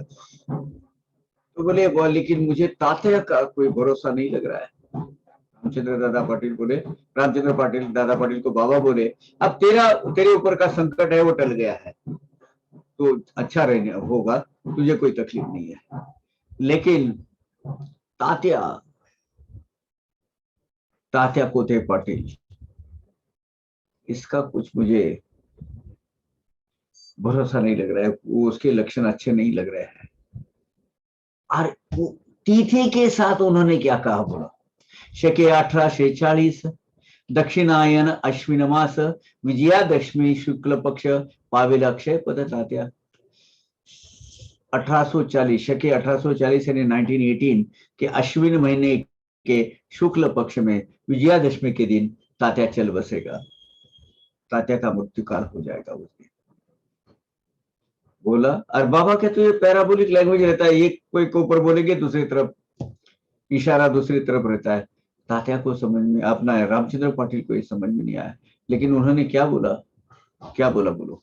परी न बोला वेतया पासी, हाये घेऊन बैसेले जीवासी, दुर्निस पडेल अहर्निशी, मरण कोणासी आवडे ना। लेकिन ये उसको, आप राम दादा, रामचंद्र दादा, तो उसको मत बोलो, ये नहीं बोलना। डरना, मैंने मृत्यु का किसको डर नहीं लगता है, मरण को सब डरते हैं। लेकिन वो पहले से हाई खा लेगा, पहले से वो डिप्रेस हो जाएगा और पहले ही चले जाएगा, और उसको यानी दिन में अभी मेरा जाना है, मुझे जाना है, ये तय होगा, तो वो शायद हो सकता है समय के पहले भी चले जाए। तो उसको नहीं बोलना। लेकिन ये याद रखना, ये सीक्रेट तेरे पास ही रहेगा। अवघी 2च वर्षे उरली, तात्याची वेळ जवळी आली, रामचंद्राच काळजी उद्भवली, बाबांची बोली बदलले। अभी दादा को मालूम, रामचंद्र दादा को मालूम था ये कि बाबा बोलते हैं मतलब वो काले पत्थर की लकीर है, ब्रह्म वाक्य है, भगवान के मुंह से आई हुई अमृतवाणी है, तो वो तो कभी गलत नहीं होती। अब 2 साल बाकी है, 2 साल का समय धीरे धीरे धीरे बीतते आ रहा है। दिल की धड़कन रामचंद्र दादा की बढ़ती जा रही है। अब बोले बाबा तो कहते हैं ये तो कभी गलत नहीं होता। वो तात्या की तरफ ज्यादा ख्याल है। वो भी कोते परिवार के, ये भी कोते परिवार के सब, आप मतलब इन्हें क्या बोलते हैं, रिलेटिव है। तो वो क्या बोलते हैं, भाईचारा तो है उसमें।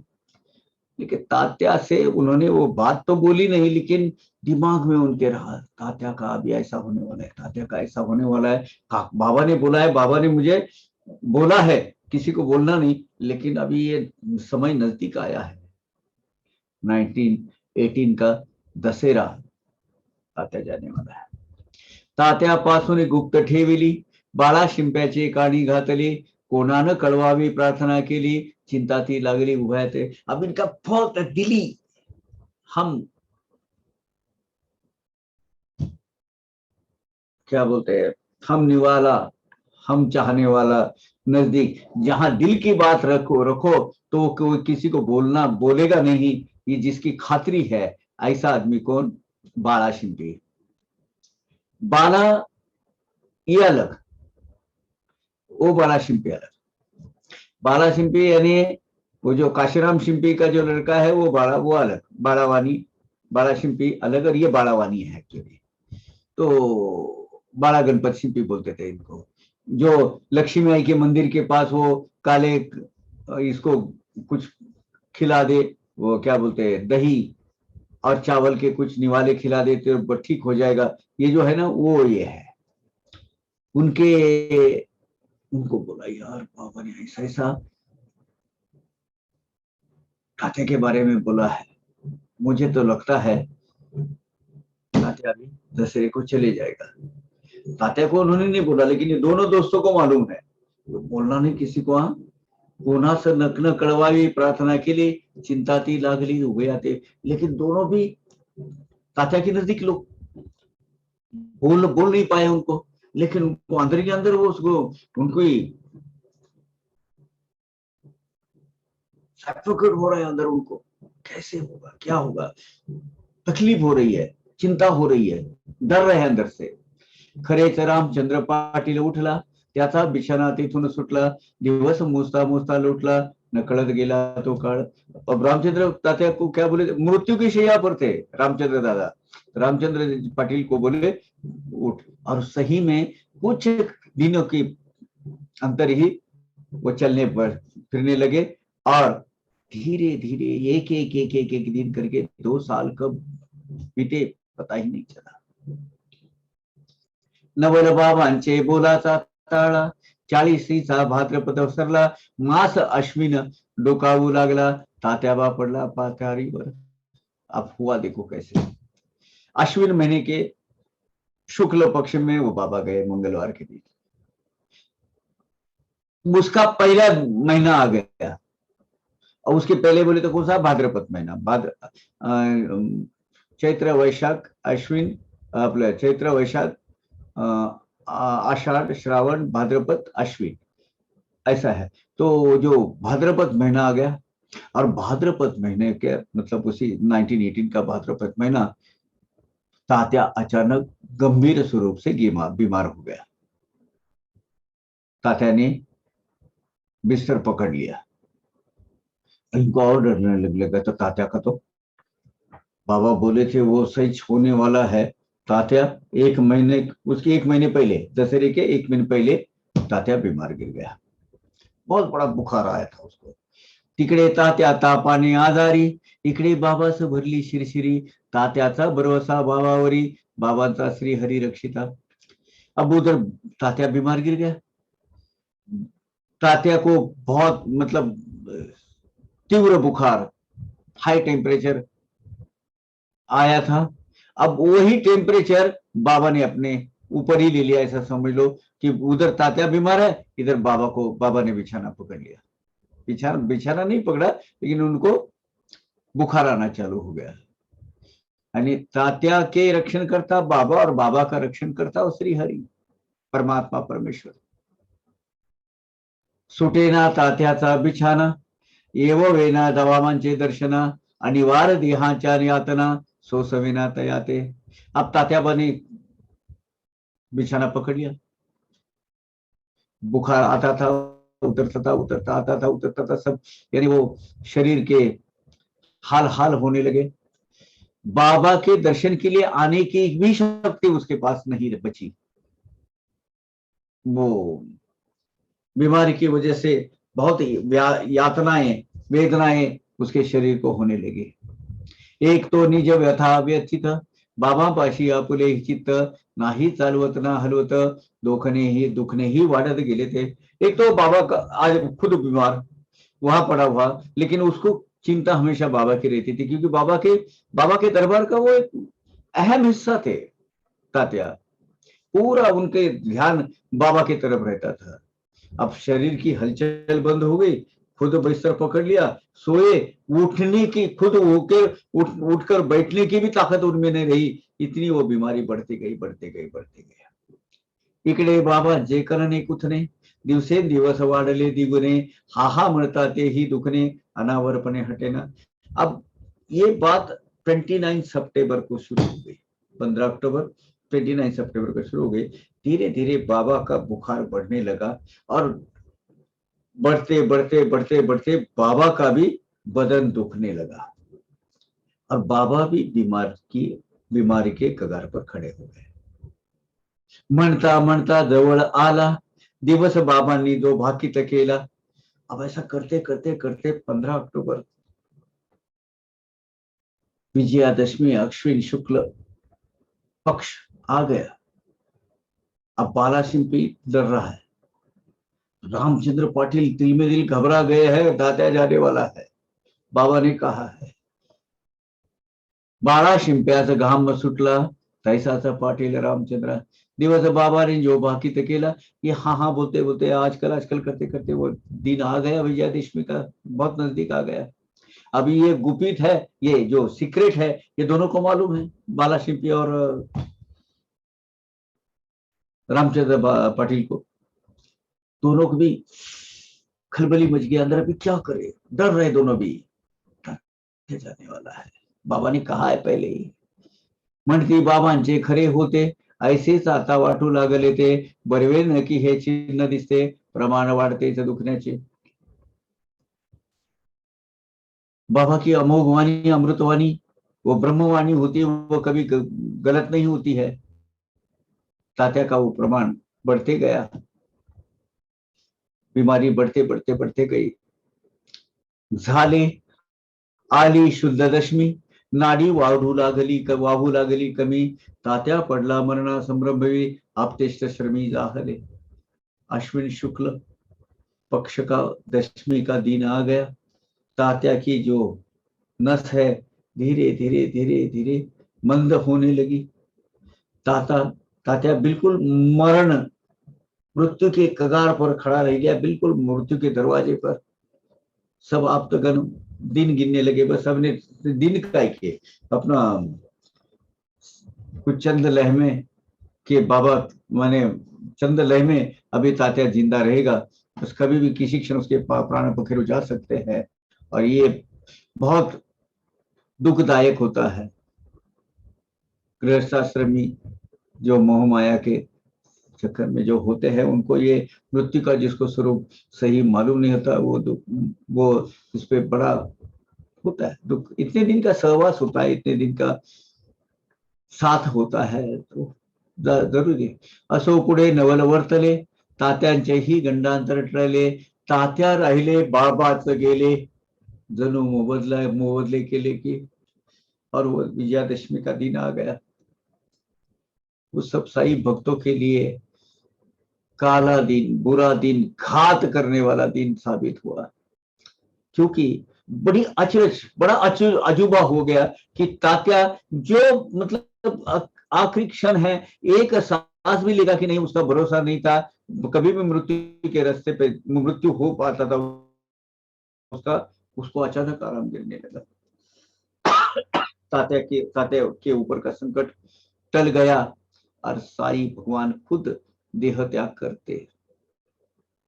करते हुए उस बाबा ने खुद देह त्याग करवा दिया।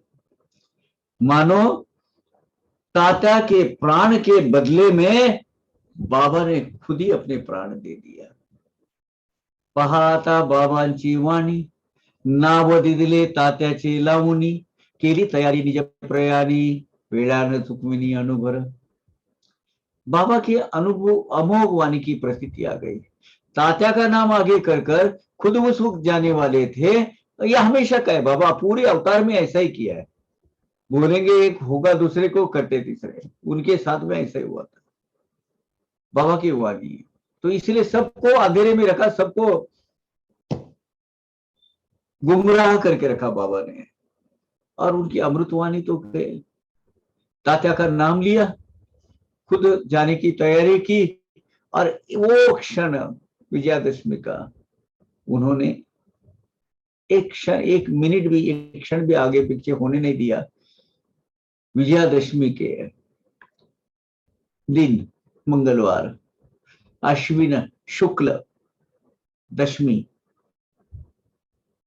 शुभ मुहूर्त, विजयादशमी यानी शुभ मुहूर्त माना जाता है।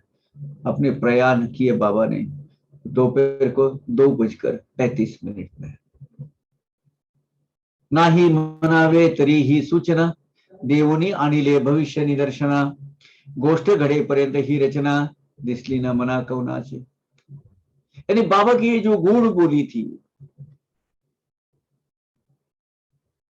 बाबा की ये जो रचना थी पूरी घटित करने की, जो लीला रचा के रखी थी, किसी के भी समझ में नहीं आई। लेकिन बाबा ने अपने प्रयाण की तैयारी, अपने आगे के प्रवास की तैयारी 2 साल पहले ही करके रखी थी, और ऐसा उन्होंने सूचित भी करके रखा था।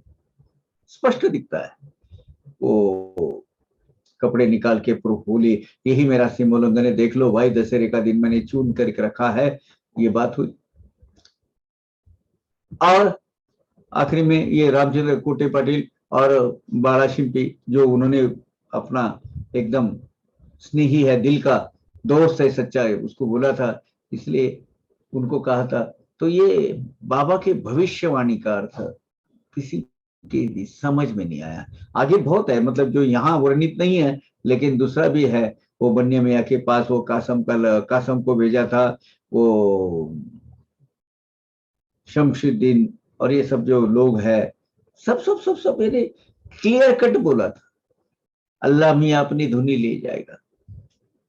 समझ में नहीं आया किसी को। जन्मणती तात्यांचे मरण, निज देहाचा बदला देऊन, बाबांनी ऐसे केले निवारण, तयाचे विधान त्या ठावे। तात्या पर आया हुआ मृत्यू का संकट, बाबा ने खुद की प्राण की आहुति दी, अपने प्राण न्यौछावर कर दिए अपने भक्तों के, अपने श्रेष्ठ ज्येष्ठ भक्त के लिए। ऐसे ऐसे ऐसी बिल्कुल भावना हो गई सब लोगों की वहां जो उपस्थित है, शिरडी, ज्यादातर शिरडी के लोग।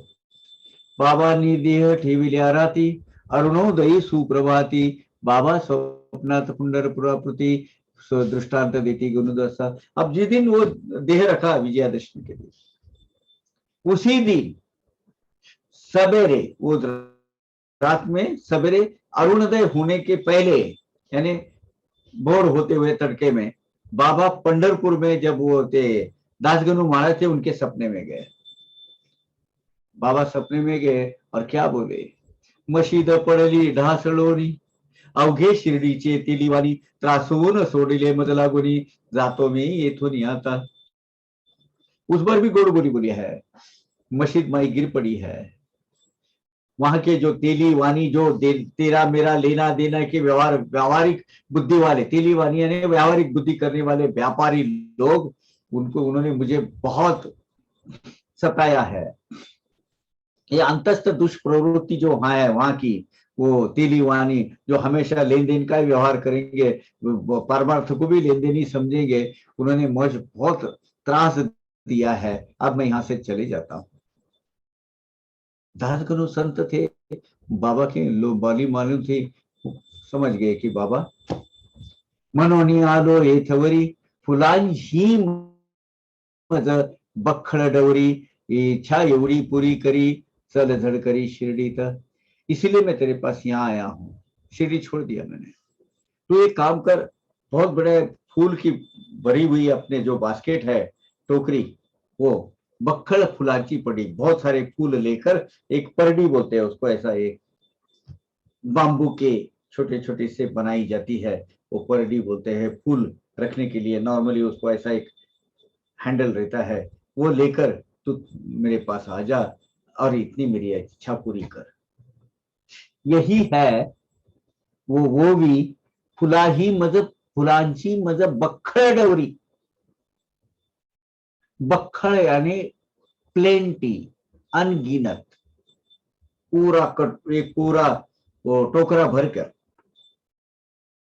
नागेश गुना जी और झरीन तारो परवाला, इन्होंने ये बक्खड़ फूल को बकुल फूल बना दिया। बकुल फूल नहीं, साई चरित में लिखा है बकुल फूल। और इसका परिणाम ये हुआ कि पूरे साउथ में ये फैनेटिक वेव आ गई, बाबा को बकुल फूल पसंद है और उसको लेने के लिए लोग तरसते हैं। शिरडी में बकुल फूल आने का ये दोनों के जो मिस पब्लिकेशन की वजह से आना चालू हो गया। I have seen people literally crying for bakul phool. अरे मुझे फूल नहीं मिला, बाबा को चढ़ाना था, उनको जो पसंदीदा चीज है वही नहीं मिलती है। Now this leads to the fanaticism. Zarin Tara Porwala और नागेश गुना जी, आखिर में वो भी इंसान है, गलती उनसे हो सकती है, लेकिन उसके ऊपर हमारे जो व्हाट्सएप स्कॉलर जो है, सो कॉल्ड व्हाट्सएप स्कॉलर, वो बड़े लेक्चर झाड़ने लगे। अरे नागेश गुना जी ने लिखा है तो वो गलत नहीं हो सकता, जरीन तारों पर बोले तो वो तो हो ही नहीं सकता। इससे मुझे वो बीच में इंटरवेन करना पड़ा, उनसे थोड़े तीखे शब्दों में बात करनी पड़ी। दिस इज बक्खड़ शब्द है उधर, बक्खड़, बक्खड़ मराठी में बकुल। और वो मेरा ही मराठी का जो नॉलेज जो भी है उसको चैलेंज करने लगे। इसलिए मैं थोड़ा आपा खो बैठा था उधर। आई अंडरस्टैंड, लेकिन ये क्या है? तो एवढी इच्छा थोड़ा विषांतर हो गया है, लेकिन ये कैसे इतिहास का तोड़ मरोड़ कर आगे पेश किया जाता है उसका एक उदाहरण यही है। इच्छा एवढी पूरी करी, चल झड़ करी शिरडीत ले, इसीलिए मैं तेरे पास आया हूं। तो एक फूलों से भरा हुआ एक बड़ा टोकरा लेकर मेरे साथ चल और मेरी इतनी इच्छा पूरी कर, चल तू शिरडी में आजा जल्दी। इतक्यात शिर्डी वरुणी पत्र जाता, कळली बाबांची समाधीस्तता, ऐकुनी गणुदास निघाले ही वार्ता, क्षण न लागता शिरडीत।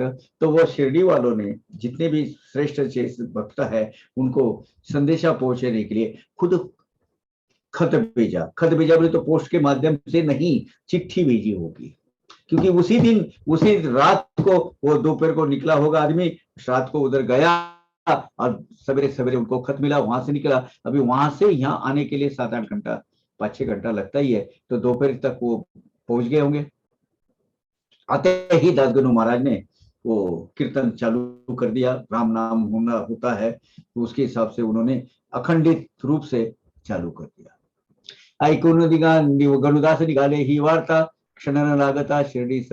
इतने में शिरडी में बाबा के देह त्याग की, देह त्याग बाबा ने किया है, ये इसका सविस्तर जो पत्र है, मैसेज दासगनु के हाथ में पड़ा।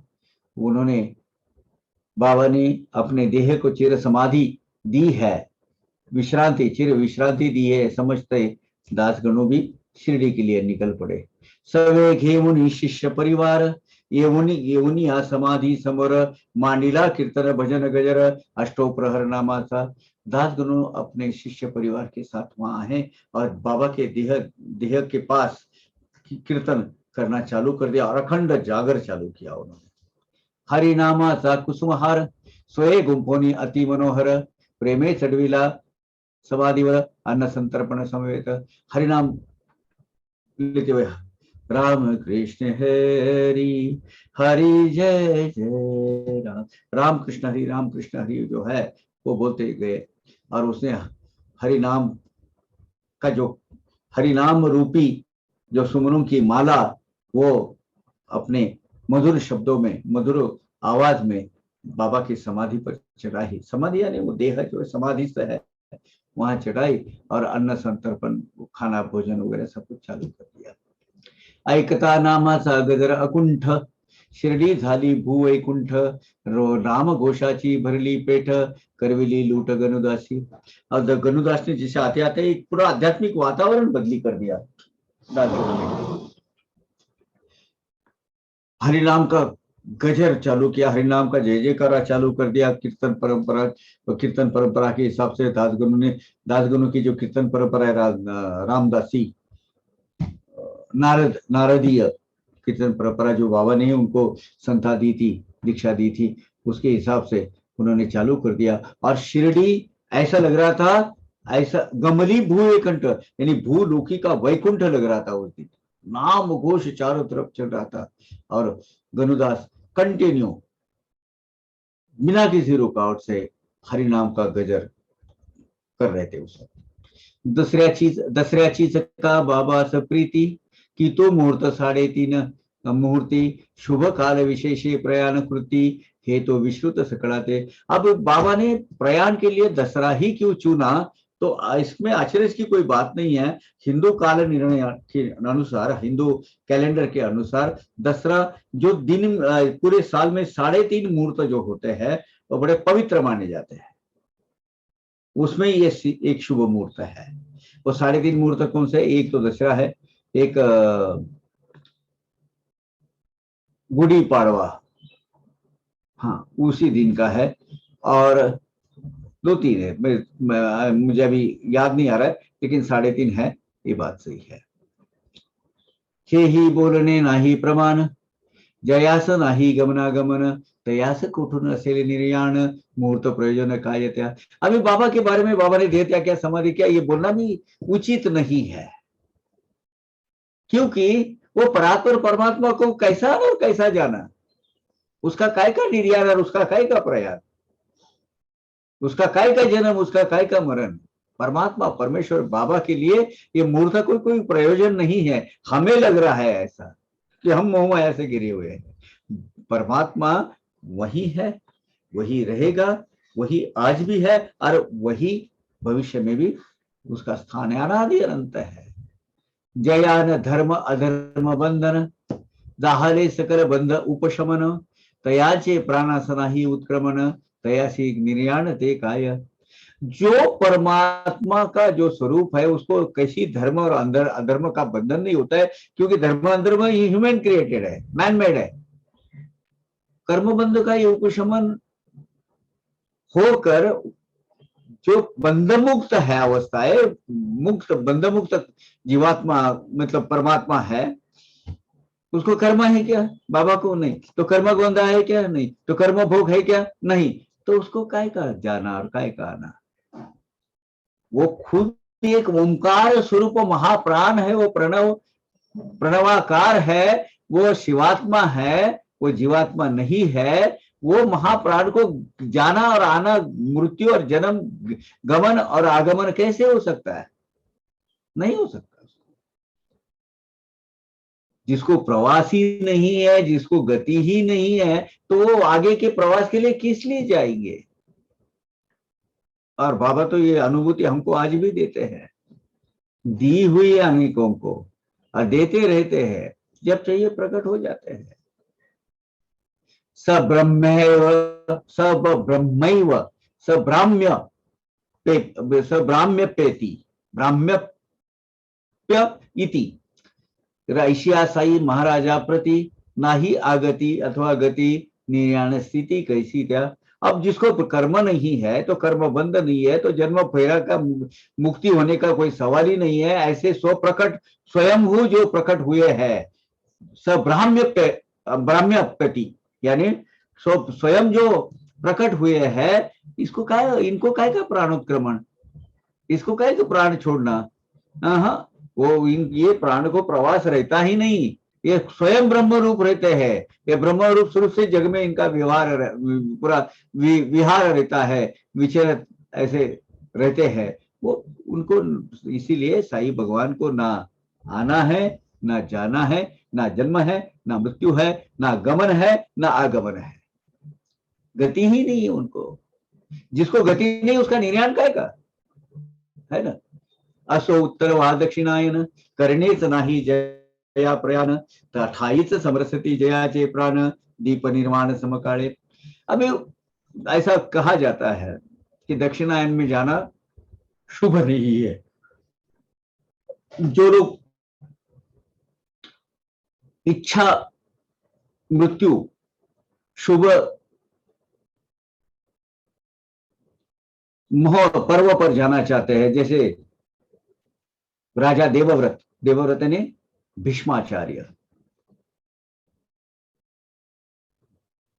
भीष्म, इन्होंने जो 18 दिन का जो युद्ध हुआ महाभारत का, तो उस वक्त दक्षिणायन चल रहा था।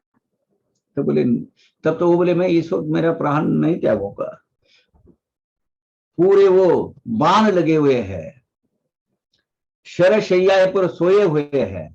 तो बोले जैसे उत्तरायण चालू हो जाएगा, तब मैं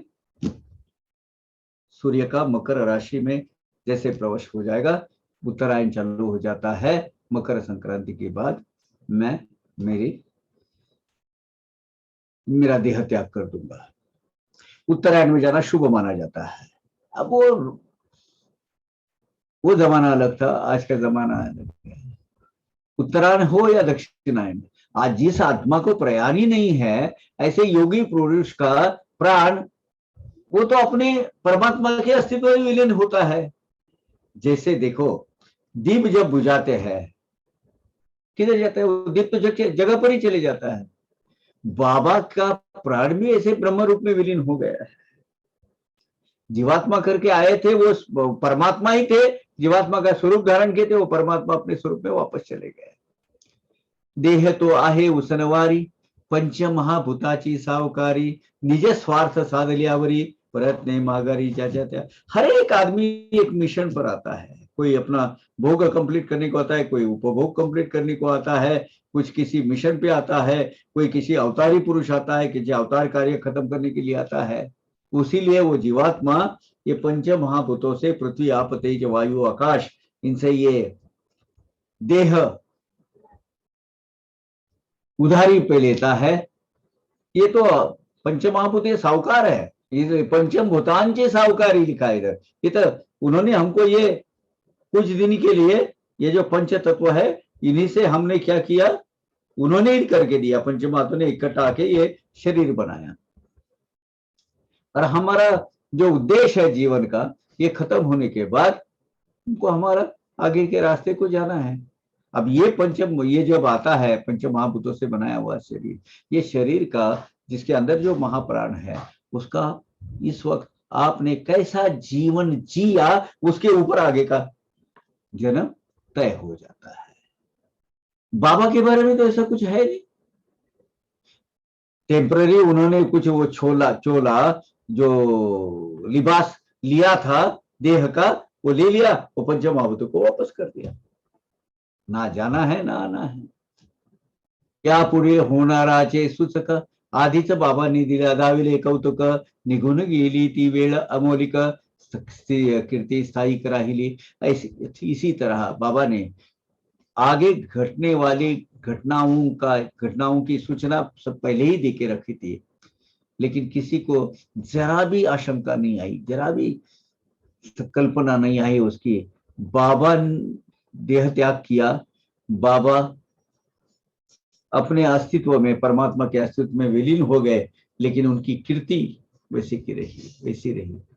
ज्वर आदि याचे निमित्त। अभी 43 अध्याय के आखिरी में प्रोफेसर जीजी नारके ने एक खत लिखा था, वो मैं पढ़ के बताऊंगा बाद में 43 के में, उसमें वो पूरा क्लियर ब्यौरा है क्या क्या हुआ है।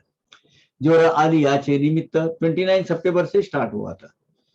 लौकिकी रीतीचा अनुकार करीत, कधी कुंठत कधी कनत, सदैव चावत सावचित्त अंतरी। बस बुखार आने का इधर तात्या, और उसके वो धीरे धीरे इनका बढ़ते गया, बुखार आने का कारण बन गया, वो एक वजह बन गई। और लौकिक अर्थ से देह के सब मर्यादा संभाल के उनका भी कभी थोड़ा हाँ वो वगैरह हो करना कुतना वो चालू था उनका वो, लेकिन आखिरी दिन तक पूरी उनकी चेतना अवस्था वैसी की वैसी थी। कभी भ्रमिष्ट अवस्था नहीं हुई, कभी वो अनकॉन्शियस नहीं हुए, पूरे अलर्ट थे, कभी जमीन पर लेटे नहीं, वो तकिया के सिराने ऐसे बढ़ जाते थे, पूरी कंप्लीट टोटल सजग थे भाई। 29 सितंबर को उनको बीमार गिरे, लिटरली हाथों में उठा के उनको जाना था, लेकिन 12 अक्टूबर तक उन्होंने भिक्षा मांगी है, गए हैं, या उनके जरिए से बाद में काका साहब दीक्षित या कोई जाते थे, लेकिन 12 अक्टूबर तक बाबा ने भिक्षा फेरी कंप्लीट की है। आखिरी के 2 दिन नहीं किए, 13 और 14 को, 15 को निर्याण हो गया। दिवसा अष्ट घटका भरता, निर्याण काल नकटे येता, देव उठोनी बैसले ते निज सत्ता, अविकल चित्ता माजारी। यानी दिन के प्रहर के 8 घटक, यानी अबाउट 2 बजे, 6 दिन 8 घटका, अराउंड 8 आवर्स बाबा उठकर बैठ गए, म्हणजे यानी अंदाजा दोपहर का टाइम, बाबा खुद ही उठ के बैठ गए ऐसे एकदम फ्रेश। देह त्याग का समय नजदीक आया है। बाबा अपना सिराने में पीछे जो तकिया लगा के ऐसा बैठ के पैर लंबा करके बैठे सोए हुए हैं ऐसे, पूरी अनारी, आधा शरीर खड़ा है, आधा शरीर पैर लंबा किया हुआ है। बाबा देह त्याग की जो समय है वो घंटा नजदीक आ रही है। पाहुनी बाबांची तई मुद्रा, भरती आली आशा समुद्रा, की ती वेळ भयंकर अभद्रा, टळली समग्रा वाटले। बाबा को वही प्रसन्न चित्त और फ्रेश और ऐसा उठ के बैठने के बाद सब भक्तगणों को आशा लगी कि चलो बाबा के ऊपर के आया हुआ वो जो अभद्र ऐसा संकट है, कि बाबा के संकट, ऊपर का संकट चले गया है, अभी बाबा फ्रेश होके खुद बैठे हैं। असो या पै करीत खंत, सर्व बैसले असता सचिंत, पातला बाबांचा निकट अंत, घडता वृत्त घडला वृत्तांत परिसातो।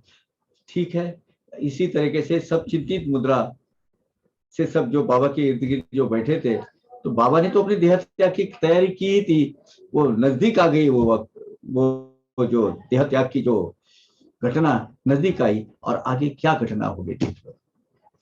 क्षणिक अवकाश प्राणोत्क्रमणाला, नकळे काय आले मनाला, हस्त कपनीच्या खिशात घातला, ती धर्मवेळा जाणूनी। प्राणोत्क्रमण, अभी शरीर से प्राण निकालने के लिए कुछ क्षण बाकी है। क्या दिल में आया पता नहीं, जेब में हाथ डाला कि और वो ये धर्म करने का टाइम है, ये धर्म का टाइम है। तो उस वक्त क्या हुआ, लक्ष्मी लाम नामे सुलक्षणी, नामासारी नामासारी की जिची करणी, नित्य निरत जी साई चरणी, ती सनंदा सन्निधानी तय होते। बाबा के पास लक्ष्मी नाम की लक्ष्मीबाई शिंदे बहुत घरेलू,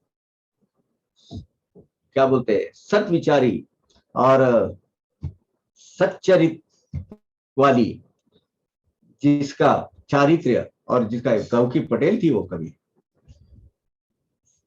लक्ष्मीबाई शिंदे पटेल, जो बहुत ही प्योर और पायस सोल थी, अलौकिक करनी थी उनकी, बाबा के नजदीक बैठी थी और सदा साई के भक्ति में लीन रहने वाली सर्वश्रेष्ठ ऐसी भगिनी थी।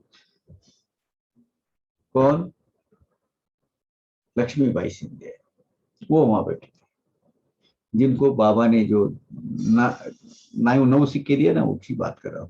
तिजला काही द्रव्यदान, बाबा करीत अति सावधान, क्षणात होणार देहावसान, चुकले कळून बाबांना। अब बाबा को समझ में आ गया कि अपने को अभी देह त्याग करना है, तो कुछ क्षण में अपना देह त्याग होने वाला है, तो बाबा ने कुछ रुपये पर द्रव्यदान लक्ष्मीबाई को दिया।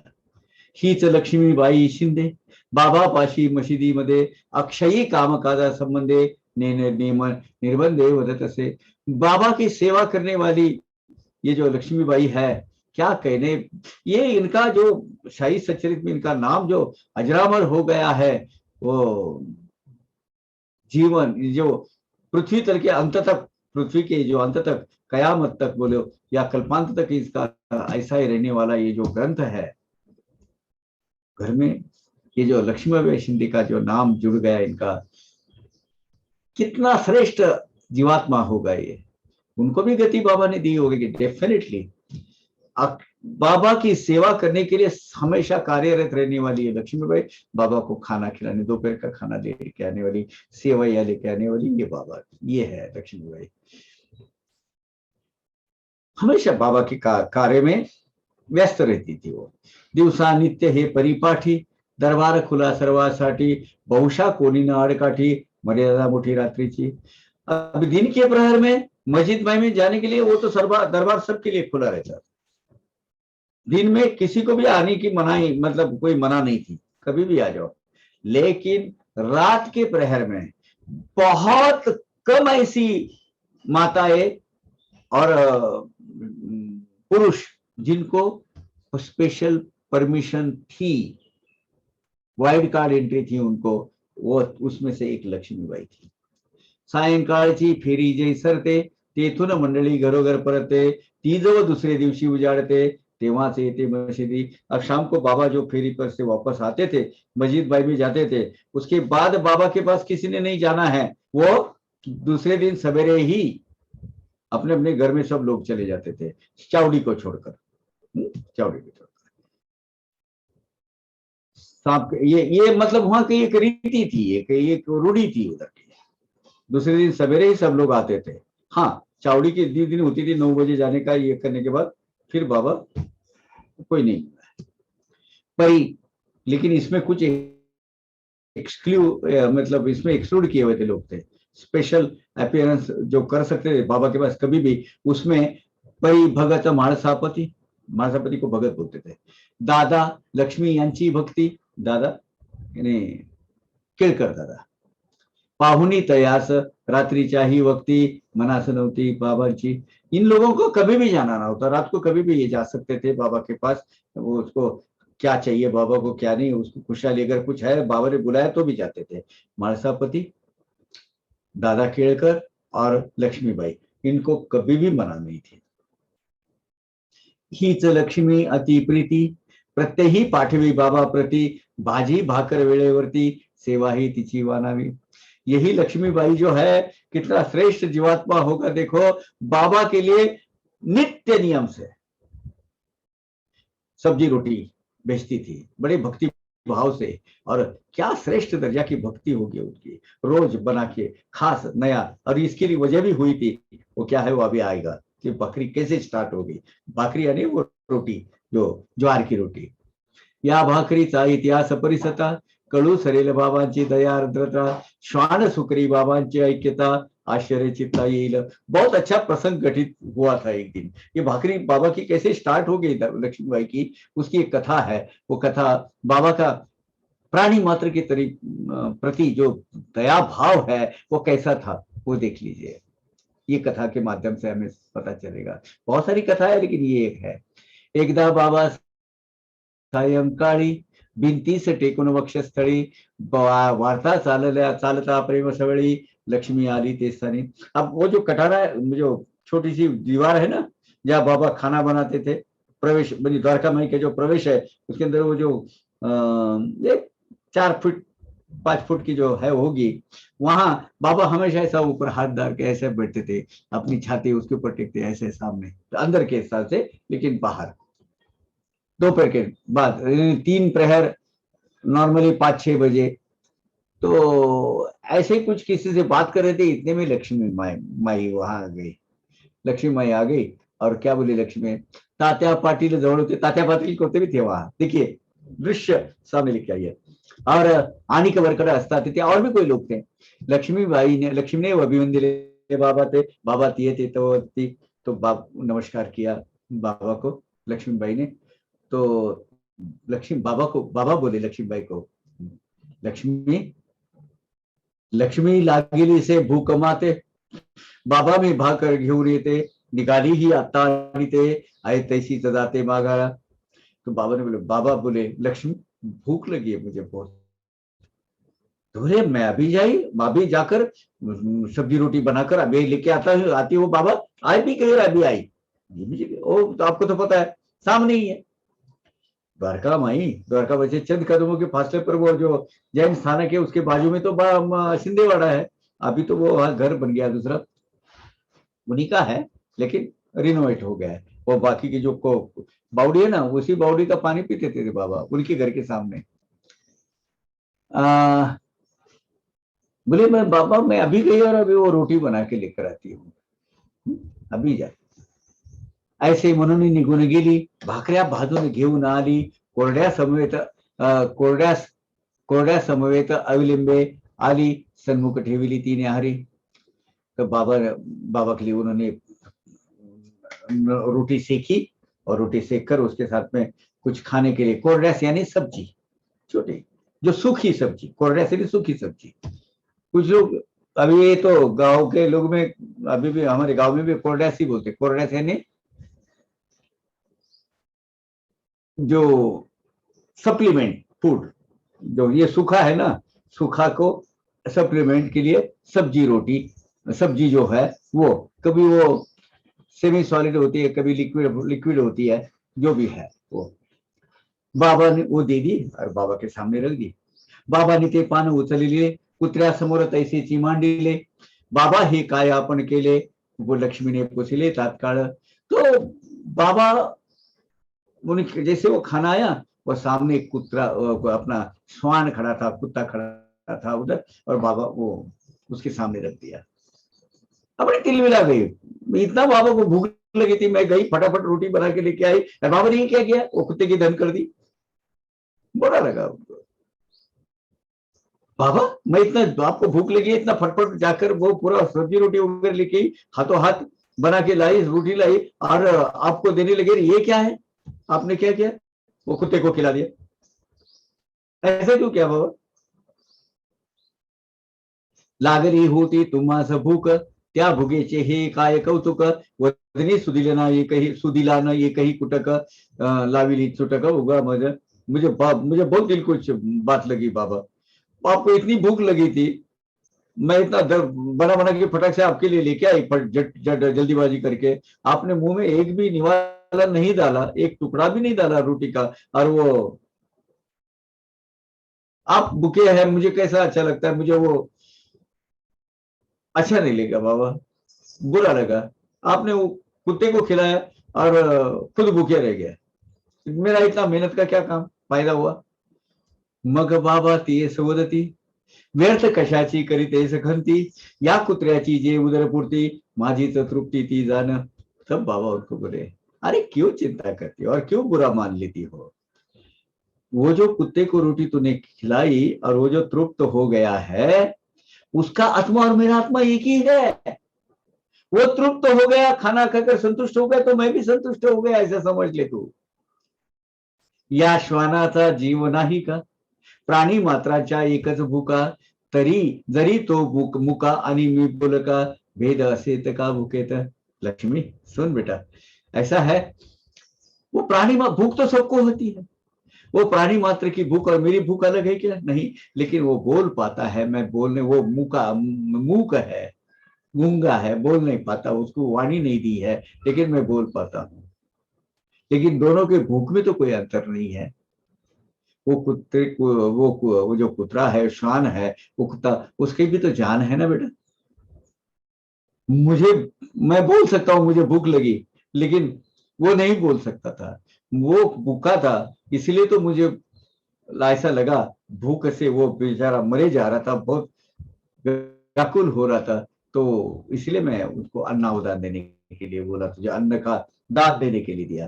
क्षुधेने व्याकुल दयाचे प्राण, तया से देती जे अन्नावदान। बहुत अहम बात कही है, समझ लेना, सबके लिए है ये। क्षुधेने व्याकुल दयाचे प्राण, तयास देती जे अन्नावदान, माझ्या मुखीचे ते सुदिले जान, सर्वत्र प्रमाण माने सच्चिदानंद सद्गुरु साईनाथ महाराज की जय। क्या बोले, जिसको भूख लगी है, दिल तिलमिला उठा है रोटी भूख की वजह से, ऐसे व्याकुल, ऐसे त्रस्त जीवों को जो अन्न देते हैं, उनको जो अन्न खिलेगा, उनको खाना खिलाकर जो तृप्त करते हैं, वो मान लो मुझे ही तृप्त करते हैं। और यही तो दिल में ठान ले लक्ष्मी, ये सिर्फ इसी प्रसंग के लिए नहीं, सर्वत्र प्रमाण मानी है। अभी ये घटित हुआ है, यहाँ लेकर ये भूलना नहीं है। जहां कहां भी, जहां तहां तुझे कोई भूखा नजर आता है, उसको खाना खिला, वो मुझ तक पहुंच गया, मेरा आत्मा तृप्त हो जाता है, क्योंकि मैं सर्व साक्षी, सर्व ठाई, सर्व काल में वहां रहता ही हूँ। वो प्राणी मात्र की भूख, उसको और मेरी तादात्म्यता है, उसका मेरी इंटरकनेक्टिविटी है, हम दोनों का आत्मा एक ही है। ये नियम, ये सृष्टि का नियम है, हमेशा याद रख लक्ष्मी। सिर्फ लक्ष्मी ने नहीं याद रखना है, आपने और हमने भी याद रखना है, आपने और हमने भी याद रखना है। भूखे को आप खाना खिलाएंगे, प्यासे को पानी पीने को देंगे, वो बाबा उससे प्रसन्न होते हैं। इसीलिए तो बाबा ने भंडारे तैयार किए। आप किसी को चंदा बिंदा मिले, लेकिन भूखे को आप खिलाएंगे, बाबा प्रसन्न हो गए। ये जीवन का एक यूनिवर्सल ट्रूथ और जो शाश्वत सत्य है आध्यात्मिक मार्ग पर चलने वालों को, ये बाबा ने आज बताया है। आज हम यहाँ खत्म करते हैं, उसके बाद आगे का देख लेते हैं।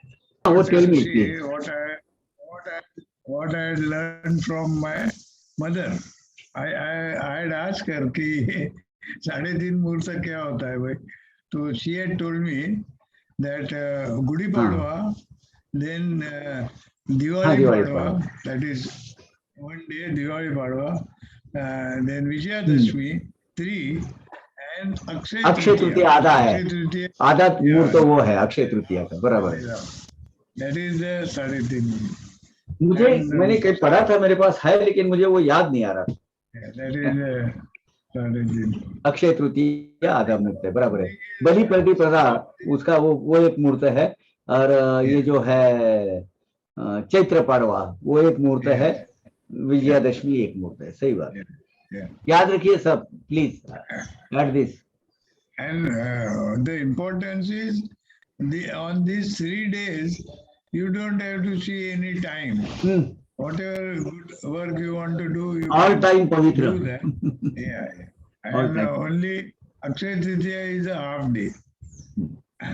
See, important thing for all side duties, whatever I know historically,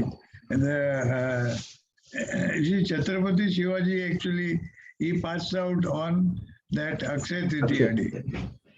That is 3.5 मुहूर्त. Yeah. तो शिव का अवतार ही थे वो। Yes, yes. Anybody has got any question related to whatever it has happened up till now?